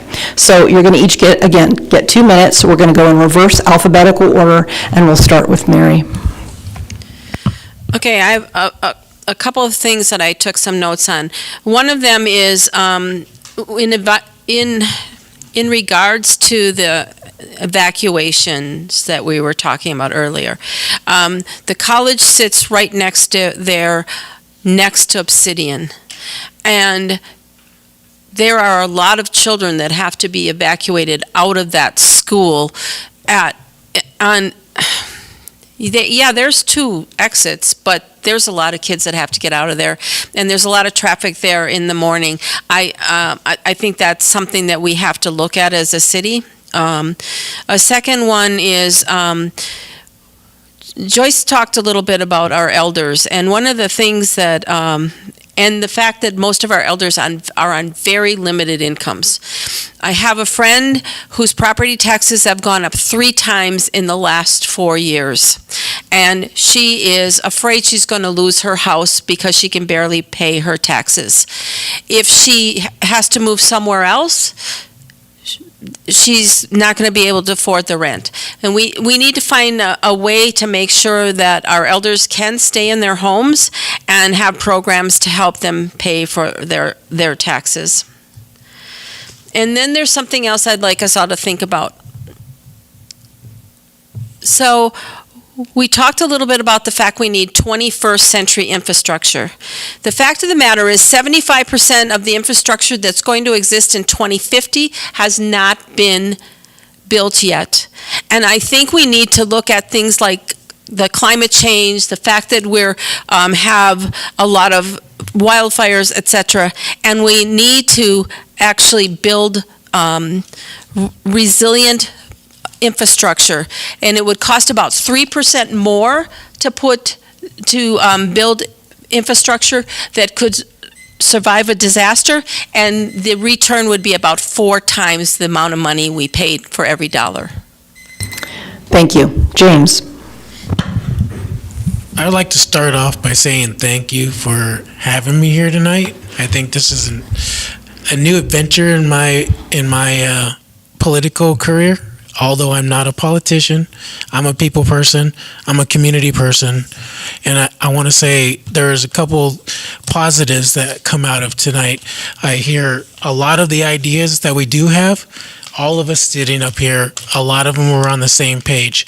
It just comes down to if we're really going to back what we really do say up here, and if we're going to move forward with the ideas and how we move forward. Planning is very important, just as important as communication with each individual. I love the idea when I pull up to Burns Valley to drop my daughter off for school in the morning. I love every once in a while I see law enforcement out there. I would like to see that every day. It's a stressful thing when you drop your children off and you start thinking, there's people out there that walk on to the campuses and do bad things. So I appreciate that when I do see law enforcement out there. I would like to see more. And I do. I care about our community, and I like to see positive changes and stop with the bickering, stop with the, social media. I don't believe in. I'm old school, so I believe in face-to-face talks, open door policy, and that's what I want to see for our community. That's the only way we're going to survive, and we're going to grow, and we're going to be a great place. Yeah, Clear Lake is already a great place to go. Let's just make it better. Thank you. Russ? Thank you. Yeah, thank you all so much for coming down, and I hope people are catching this at home so they can make a good decision come November 5th. So again, my name's Russ Purdock. I'm asking for your vote. Things that I've done in the last 2 terms since I've been on the city council is we worked on a mission and vision statement, and we've held true to that. Everything that we do and in the ordinances that we pass all needs to comply with that mission statement, and we do that regularly. I worked at and advocated for the Measure V project, and so far we've paved 53 miles of new streets in the residential streets. The mains, we can get gas money and gas tax for, but for the residentials, there was no plan prior to Measure V. So I'm very proud of the accomplishments. And Ray, you can still drive around with your piece of plywood telling everybody I got that done. Anyway, homelessness and homeless solutions. When I served as mayor, it was very important to start looking at what we could do. And we identified people that we called high utilizers, and we wanted to get them the help that they needed. And with that came again the creation of Restoration House and Hope Center. And in the first year, we housed 20 people out of Hope Center. Very proud of that. And in the time that Restoration House was open, people with medical needs, it was a high barrier facility, so you have to have those medical problems to get in there. But we got them housed, and in a couple of cases, they were actually able to buy their own homes once we got them the help that they needed. Very proud of that. Austin Park, it started out, it was a mess, and nothing against the prior councils, because I actually remember council members out there with their personal vehicles and tractors trying to make it a nice park for everybody. But every time I drive by that park right now and I see families out there enjoying it, it's wonderful, and I love to see it, and I love to see the waterfront that we've been able to create. Housing and development, we really need it. People need to be able to step into housing, and through condominiums and other less expensive forms of housing, I think we can help our people get into solid housing and have that value of home ownership. The airport property has been something that's been on the table for so long, and we need to get it done. Very proud of the work we're doing there. The box store isn't going to work, but with Adventist Health Partnership, we should be able to build something there, and I ask for your vote November 5th. Thank you. Joyce? Well, I'm not going to reiterate everything he did because we pretty much did that. Well, we're both set on the council, and I appreciate the council that I sit on. One of the things I think I did when I first got on council was the counties and the cities and the school districts were not talking to each other. That was just something that didn't happen. You mentioned, call the county, and the city manager was like, we don't work with the county, and same with the county. So one of the things the first council, first year I was on council was working to make that happen, creating, meetings and having our managers meet and our supervisors from the school boards and stuff meet and start that communication. And today that is going very well. They meet on a regular basis, they talk, and that's how things get done, is by working together. That's, and I'm proud to do that. Schools and jobs, I think we need more trade schools here. I think that's just something that I think we all know needs to happen. It's wonderful that we have a welding class, but I think we need to do more things like, coding is the new era of our, is going to be it. I think we need to have some classes here where they can teach the kids to do coding. I think that education is the forefront for our youth. They have to have those specialty schools. They're not all going to go to, like we said, they're not all going to go get master's degrees or bachelor's degrees. So let's give them something that they can get. Hotel and restaurants, they're coming. Hopefully someday we can get the water there and everybody on board, the tribes on board to make that happen. So things are progressing, and they have come a long ways since I first sat on city council. But, running a city of 17,000 isn't easy. I spent the first 4 years pretty much going to school and training and trying to know what to do. As it said, you come off the streets, you just don't know. You don't realize how hard it is to do this. But, I did. I was very proud that I worked with our senators and assembly people to learn what is needed here. And I was able to keep our infrastructure from our roads, not being taken. I was able to keep $1 million in health care in our county, fighting for that at the state. So it's not just here in the city that you have to work. You have to make those fights at the state level too. Thank you. And I'm asking for your vote. Jessica. So I'll start by bringing up just two things that I wasn't able to touch on. I think that focusing on keeping the youth at the forefront of right now is really important to me. I really want to be an advocate for them. If the sports complex keeps continuing to have delays, I think we need to figure out a way to make our current facilities more functional for them. Our ballparks have been swept under the rug, all still while being expected to be used. We have very talented kids come out of this community, kids that play their heart out down there no matter what the field looks like. They bring home titles, and I think that they deserve to be considered in the now and not just in future plans. And then second, it wasn't brought up at all, but I think the lake's water quality condition, especially here down on the south end, should be it's a high priority to me, and I think should be with others. Clearlake is the centerpiece of our community, and I think that more damage is being done with each bad summer than maybe we realize. During the summer months, it's our highest home sales volume. It's when people are shopping, people are coming from out of the area, they're coming to visit, they haven't been here in years, and to be met with this stench when you step out is really, it's not a good thing. I think that it will go hand in hand with making sure that whatever kind of economic development we have is successful. We need people to want to stay here and want to live here. And in closing, I just want to say that ultimately, my bottom line is that I just really have a passion for Clearlake and the community members. To me, Clearlake is a gem. The city of Clearlake is a gem. Through my travels, I have found that Clearlake's beauty is really just unmatched. And the city of Clearlake holds the best view to the lake of all. During the whole entire nomination and campaign process, I always go back to the parables in the Bible when I'm having a moment of doubt or of nervousness like I am tonight. I just recount the countless times that God has used people that may not seem qualified to carry out important tasks, reminding myself that He doesn't always call on the qualified, but rather He qualifies the called. And I look forward to having a seat in the council, helping to push forward my ideas, and I'm just very excited for this upcoming season in my life. Thank you. Brett. Everyone looks across the street, it's a beautiful park. We can't focus on just that park. We have 5 other parks. We have senior centers, we have youth centers. Some people say the senior center is really the community center. I live over in that area, it's a senior center. We need to make that pretty. Our seniors are some of this is the last stuff they're gonna see for their lives, right? They came here, they want to see it beautiful. I want to see it beautiful. We have youth that needs to be brought into here, seeing a beautiful place. We really need to work on that. Fire departments, law enforcement, we all need to get along. Transparency is very important to me.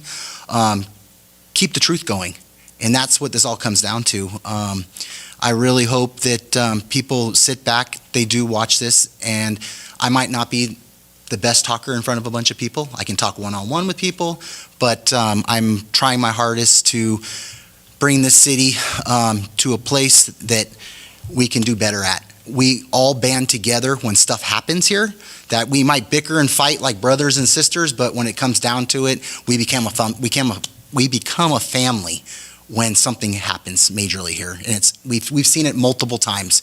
And I do thank the past city council for getting us this far. Thank you. Thank you. Tara. So some of the things that I didn't discuss, but I'm definitely passionate about is, like Jessica, our youth, the future of this community. But we do need provide some things for them, and one of them is a safe place to swim. Obviously, like our lake, great in June, May, June, early June is good. After that, it's not so great. So, and then our rivers are a little too fast at sometimes the years. It's not ideal. So we need a pool. I know there's been talk that pools are expensive, they go bankrupt, but if it's ran properly, and I think it's a task that the city can probably prove to the community that we can do, and there's grants to build pools, there's YMCAs that we can bring to this community who provide day camps and summer camps for kids. We have this beautiful park, so much space. There should be no problem to have a summer camp for kids. We have the area, and it's a great place to promote healthy lifestyle. Another thing I would like to see is a bike path, not bike paths on the street. I mean an actual, like, maybe a 5 or 7 mile loop where we can get kids out there riding bikes safely with families. And not only that, it will promote tourism as well. Like, people are going to come here like, I want to go test out that 5-7 mile loop and see what that's about, and then have a view of the beautiful lake.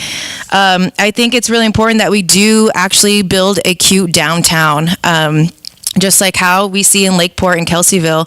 I think that's important. We need to have that for our community, our kids, shopping, small businesses. And then another thing too is that my strength is leadership. As a leader, you see weakness, you observe it, you analyze it, and then you take action. And that's kind of like how I live by as far as working at the school, coaching, and I think that I can implement that in the city council. I may not have the greatest experience being in politics, but I believe I'm a learner. I can work quick, I can work hard, and I think I can implement that. So, Thank you. David? Well, first, I just want to say what a great group of candidates we have. It takes a lot to come up here, and I honestly didn't know what to expect, but because I know we have some disagreements on 1 or 2 issues, but it's clear that everyone here cares about the city and moving it forward, and that's all I could ask for. I wanted to just touch on the airport and the Burns Valley Sports Complex because, you hear it and it sounds like a great project. It sounds like a no-brainer. It took a lot of work to get to this point. A lot of thoughtfulness, a lot of innovation, a lot of analysis, and then especially at the airport, that's been stalled for 20 years. The deal that, at the time, Mayor Purdock signed to get us that Adventist clinic is huge for our community. It's the most important project, I think, in all of Lake County, the development of that airport, and I'm glad we're moving forward.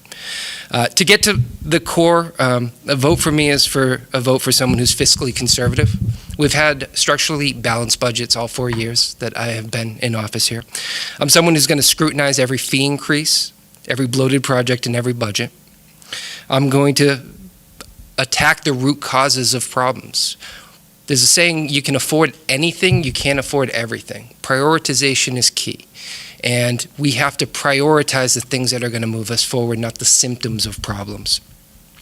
That I am someone who's willing to say no to people who have heard yes for a very long time. That's important here. There's a status quo that we need to break to move things forward. And that may cause some debate and disagreement at times, but if we're all focused on moving the city forward, we can come to a solution. I think I have professional experience that's unique to this pool of candidates, and I think my perspective is something that's needed on the city council, especially in a city where we have limited resources that we have to maximize, and that is my focus. So thank you. Thank all of you for coming. Thank you to the candidates, and thank you to Elizabeth. Thank you, David.